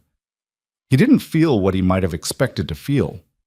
Not triumph, not closure. He'd learned enough by now to be suspicious of the word closure, which people used to describe a feeling he wasn't sure existed in the form they meant. He felt something quieter, something like the specific settling that happened when a piece of furniture that had been structurally wrong for a long time was finally corrected.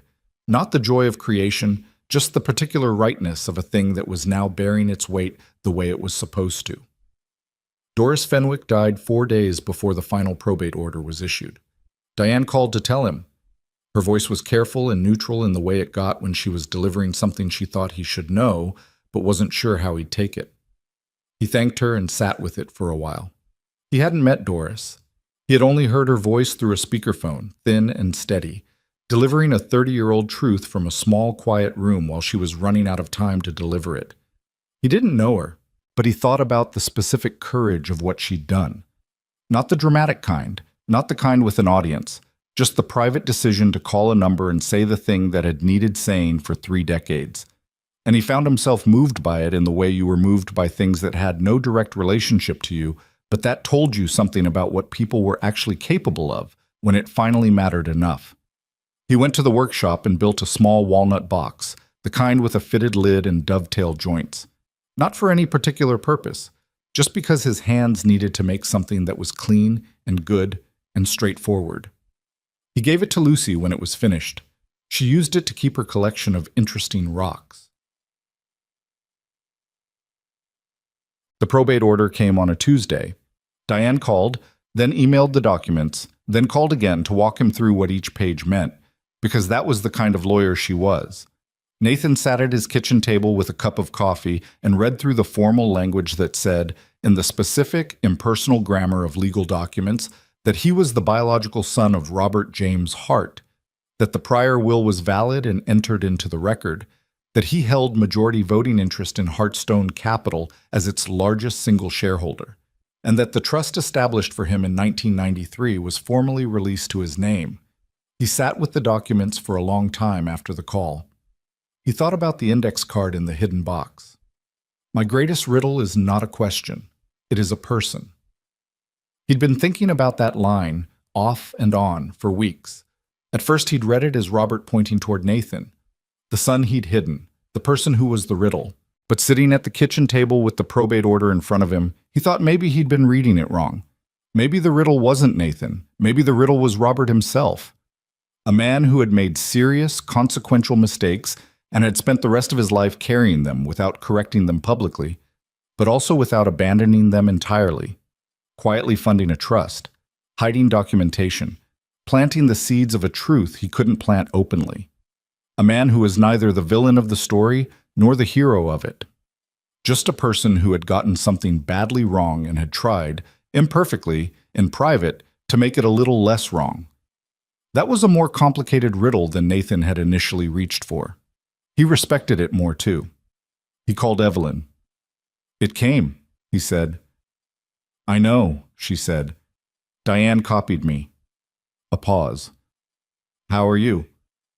"I'm not sure yet. Ask me in a week." "I'll ask you in a week," she said, without irony. "How are you?" She was quiet for a moment, which was different from her usual way of being quiet. This one had a weight to it, something being considered rather than just withheld. "I've been sitting here thinking about what I want to do with the company," she said. "Not operationally. I mean, what I want it to be, what I want it for." She paused. "I've been running it like a problem to be managed. I haven't been thinking about it like something I actually chose." "And now?" "Now I think I want to choose it," she said, "properly. Not because it was handed to me and I have to hold it together, because it's worth doing well. Nathan looked at the probate order on his kitchen table. I'm going to make it official, he said, what I said in the boardroom. I'll hold the voting interest. I'll be available if you need a second voice on something major, but the company is yours to run. I know, she said. I want it in writing, Evelyn, so there's no ambiguity. I know, she said again. Diane's already drafting it. A pause. Nathan? Yeah. Thank you. Not for the voting structure, for... She stopped. For not being what Richard thought you were going to be. He looked out the kitchen window at the backyard where the November trees had gone bare and the light was the flat gray of a season that had completed itself. I'm not sure that deserves a thank you, he said. I just was who I was. That's the part that deserved it, she said. He told Lucy on a Saturday morning, the way he'd always told her important things, at the kitchen table, with nowhere to be, without building it up into a presentation. He told her about Robert Hart, and about Margaret, and about the box in the desk and what was in it. He told her about the letter, and about Doris Fenwick, and about what the probate order said. He told her about Richard and the 30 years of buried documentation and what it meant that it had finally surfaced. Lucy listened the way she always listened to things that mattered. Completely still, her hands around her cereal bowl, her eyes on his face. She didn't interrupt. She let him finish. Then she said, So your dad was the man who owned the house? Yes. And he knew about you the whole time. He knew. He made some bad choices about it. He also tried, in some ways, to fix them. Not well enough, but some. Lucy considered this. That's sad, she said. Not dramatically, just factually, the way she processed things. Yeah, he said. It is. He didn't get to meet you. No. Did he know you were good at your job? Nathan looked at his daughter. I don't know, he said honestly. He might have. I think he knew, she said, because he wrote the thing about the riddle being a person. And a riddle is something you want someone to figure out. So he wanted someone to find you. She paused, with the expression of a 9-year-old who has arrived at something she finds structurally satisfying. He was probably proud of you even though he didn't say it. Some people are bad at saying it. Nathan sat with that for a moment. It was not, he thought, an inaccurate read. Are you okay? Lucy asked. I'm working on it. That's the right answer, she said. Miss Ferraro says pretending to be fine when you're not fine is a waste of energy. Miss Ferraro sounds like a smart person. She's okay, Lucy said. She still thinks the blizzard section was off topic. He visited the grave for the first time 3 weeks later, on a Saturday in early December when the ground was cold but not yet frozen, and the cemetery on the western edge of Dunmore was almost entirely empty. He had looked up the location online. Evelyn had told him what cemetery, which section, and he drove there alone, which is how he had decided to do this first time. He needed one visit without witnesses before he understood what it was going to feel like. The headstone was simple. Nathan had expected something larger, something more commensurate with the size of the company and the estate and the whole weight of the man's biography. But it was plain gray granite with the name and the dates and a single line beneath. He built with care. That was all. He didn't know if Robert had chosen it or Evelyn had chosen it. Either way, it was right. Nathan stood in front of it for a while. He didn't know what he expected to feel. The honest answer was that he felt several things at the same time, which refused to organize themselves into a single clean emotion. He felt something like grief. Not the sharp kind, but the particular ache of mourning something you never had, rather than something you lost, which was its own specific variety. He felt something like anger, still, a residue of it, the kind that didn't require a target anymore but hadn't quite finished burning. He felt something like relief, which surprised him the most, the feeling of a question that had been in the background of his entire life having finally been given a definitive, if complicated, answer. Mostly, he felt like himself, which was, he supposed, the most honest thing he could have felt. He had brought nothing to leave. He hadn't planned it as a ritual. He stood there in the December cold with his hands in his pockets and said nothing out loud because there was nothing that needed saying out loud. The documents had been filed, the record had been corrected, his name was where his name was supposed to be. Whatever Robert Hart had needed to hear from his son, He had needed to hear it 30 years ago, and the time for that had passed. What Nathan did, standing there, was let himself be a son for a moment. Not perform it, not explain it, not justify it. Just stand at his father's grave and be the person who had that right, officially and finally. And let that be what it was. He stayed for about 20 minutes. Then he drove home. Lucy asked that evening if she could come next time. She had known where he was going. He'd told her, and she had very deliberately not asked to come along, which he recognized as an act of unusual restraint for a 9-year-old, and which told him she understood that this particular trip was his to take alone first. "Yeah," he said. "Next time." "Can I bring something for the headstone?" "Like what?" She thought about it. "I don't know yet. Something I pick. Is that okay?" "That's okay," he said. She nodded and went back to the book she was reading, satisfied, the way she got when a decision had been made and could be filed under sorted and returned to later. Nathan looked at her reading on the couch in the lamplight of a December evening and thought about legacy. Not in the boardroom sense, not the legal document sense, not even the estate and fortune sense. He thought about it in the specific, ordinary, daily sense of what you passed on to the person who came after you. Not the money, not the name, not the documented history, though that mattered too. The other things. The instinct to look harder at something that felt wrong. The willingness to say no out loud in the margins of ideas that deserved questioning. The stubbornness to be who you were, even when someone more powerful needed you to be less. He had gotten some of that from his mother, from what little he remembered, and from what Carol had told him. He had gotten some of it from the years of building a life without anyone to hand it to him. And maybe, he let himself think it without deciding if it was true yet, he had gotten some of it from a man he'd never met, whose books he'd cataloged, whose chair he'd sat in, whose handwriting he'd been reading in margins for weeks before he understood whose son he was. Maybe that was the inheritance that actually passed, not the documented kind, the other kind. He met Evelyn at the estate the following week, not for work. The catalog had been officially completed and delivered, but because she'd asked him to come, and because by now the distinction between the estate as a workplace and the estate as a place he had some complicated personal relationship with had blurred past the point of pretending otherwise. She was in the library when he arrived. The room looked almost exactly the same as the first day he'd walked into it, except the secretary desk had been moved out from behind the floor lamp and positioned properly against the wall, restored now, the tambour running smooth, the water ring on the writing surface treated and refinished.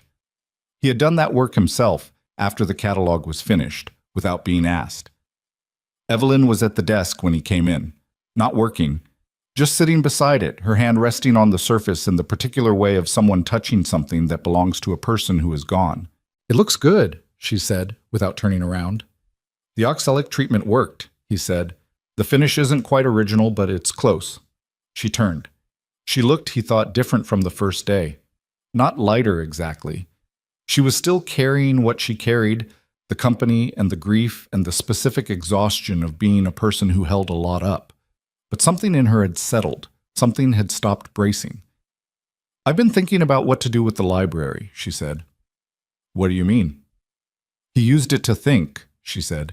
"He used it to work things out, and I've been keeping it preserved. Not as a room, as a kind of..." She stopped. "Monument. I've been keeping it like a monument, and not using it." "What do you want to use it for?" She looked at the shelves for a moment. "I want to actually work in it. I want to bring the things I'm trying to figure out in here and sit with them the way he did." She paused. "He left all his thinking in this room. I'd like to add some of mine to it." Nathan looked at the wing-backed chair with the worn patch on the left armrest. "That seems right," he said. She looked at him. "I want to talk about something, formally but informally." He sat down.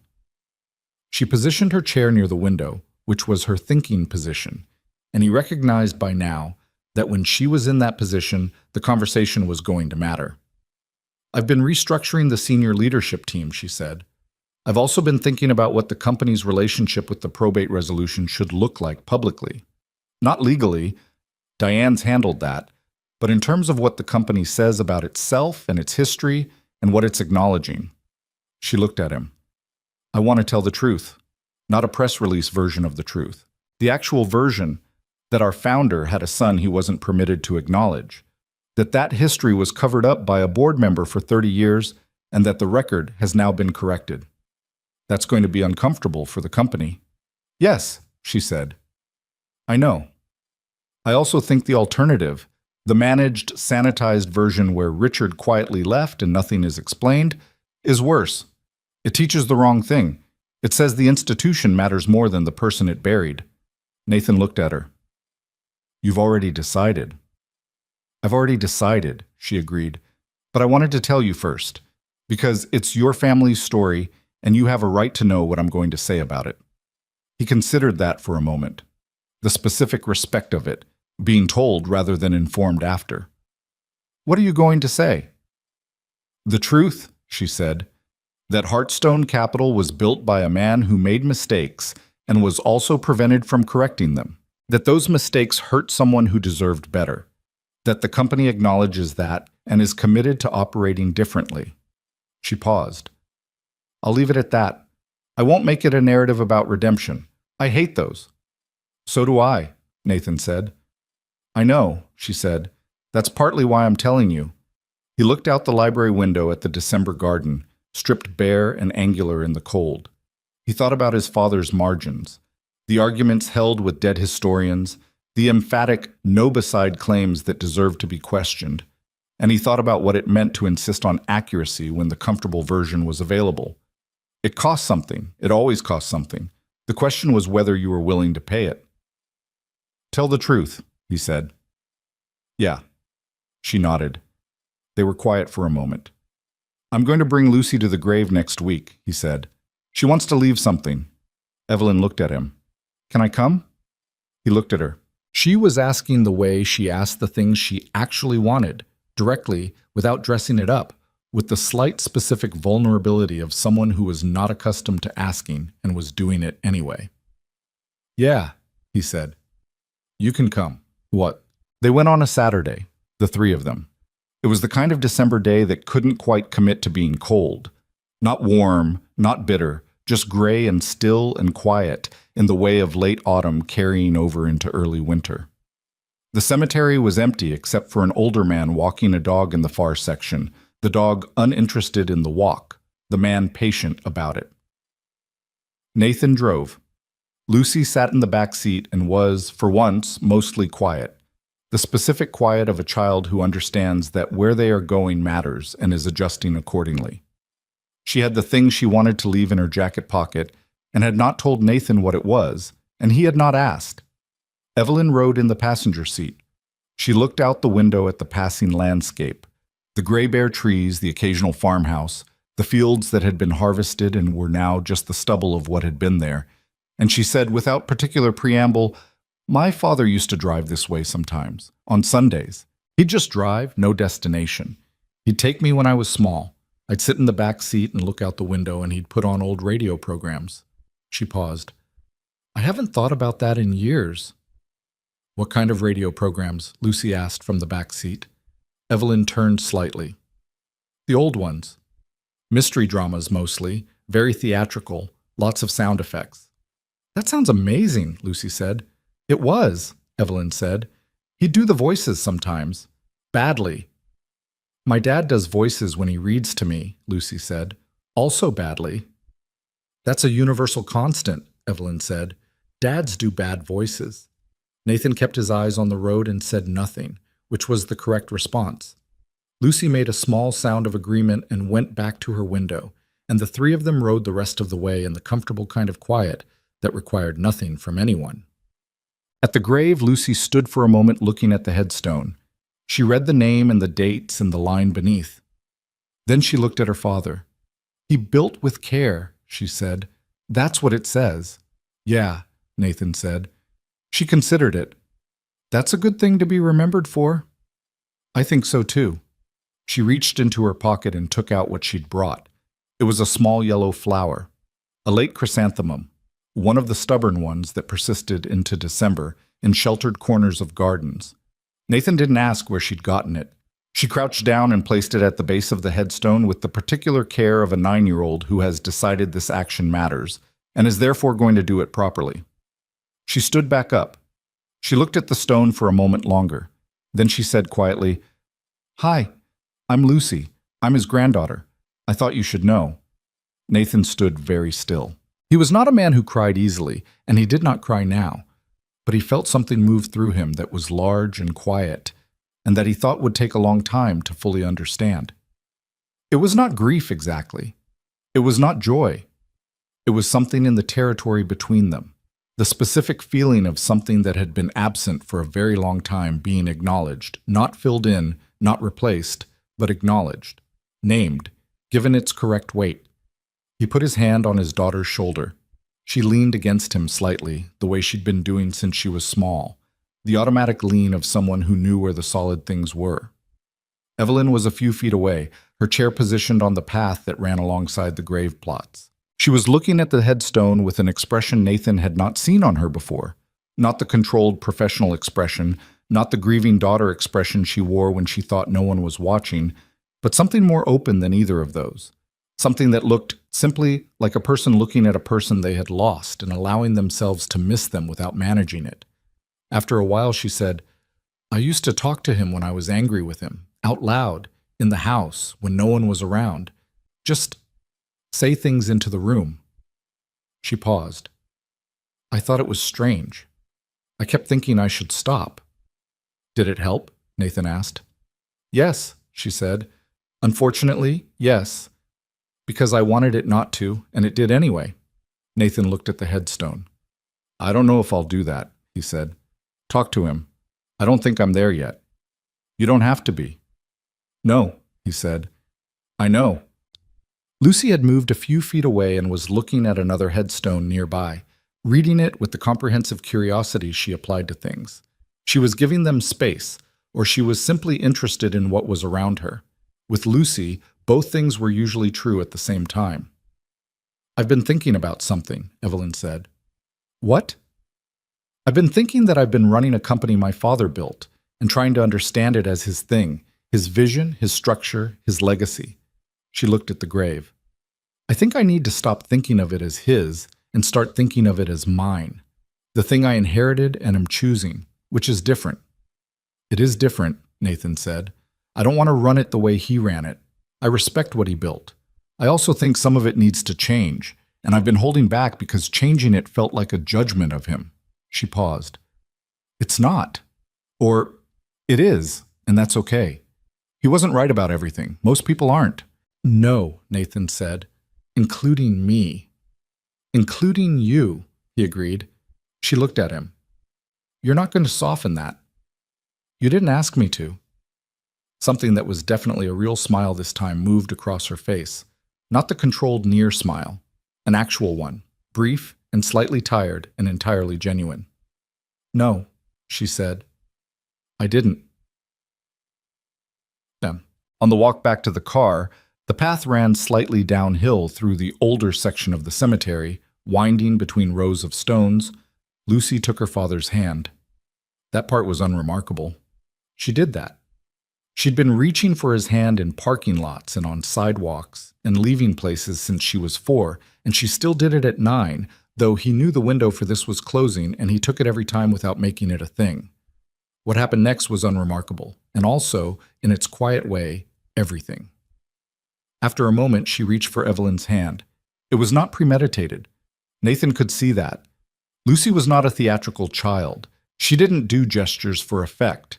She reached for Evelyn's hand the way she sometimes reached for Carol's hand, or the hands of people she had decided, through some private evaluation process that Nathan had never fully decoded, were worth reaching for. Evelyn looked down. A beat of surprise, real, unguarded, the kind that bypassed composure entirely. Her hand was on the wheel of her chair and Lucy had closed her fingers around it, and for just a second Evelyn looked like someone who did not know what to do with an unexpected kindness. Then she turned her hand gently and held Lucy's back.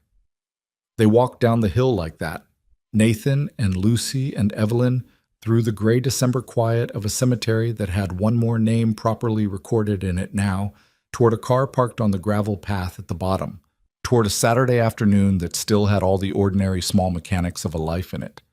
Nathan thought about what inheritance actually meant.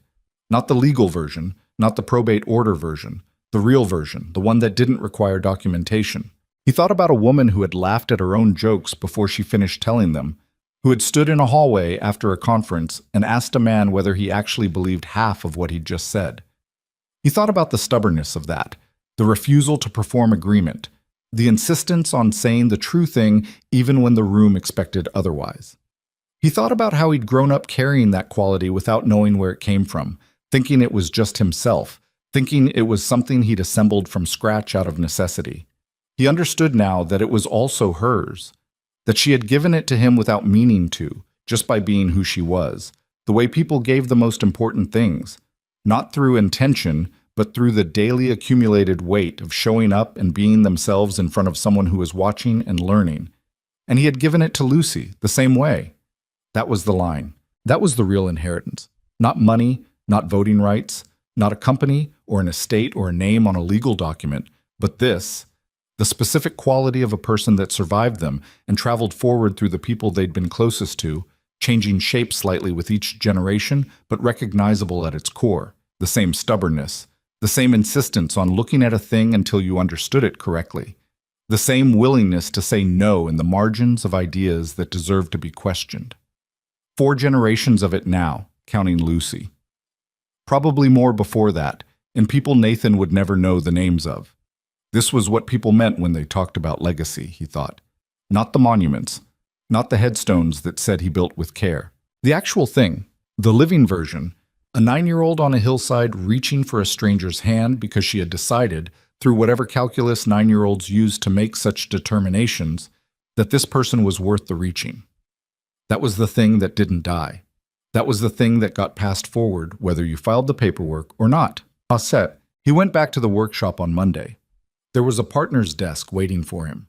Early American, walnut, 2 pedestals, and a significant crack in the top surface that was going to require patience. He'd been looking forward to it. A crack like that, running with the grain, was usually repairable if you understood the wood, if you took the time to know which way it wanted to move and worked with that rather than against it. He put on coffee and opened the workshop doors to let in the December air and looked at the desk for a while before he touched it. He thought about the first morning he'd backed his truck through the iron service gate of the Hart estate, 40 minutes late with paint on his ear, running behind since 7:14 a.m. He thought about the library door and the particular quality of silence on the other side of it. He thought about a seized tambour and what was hiding behind it.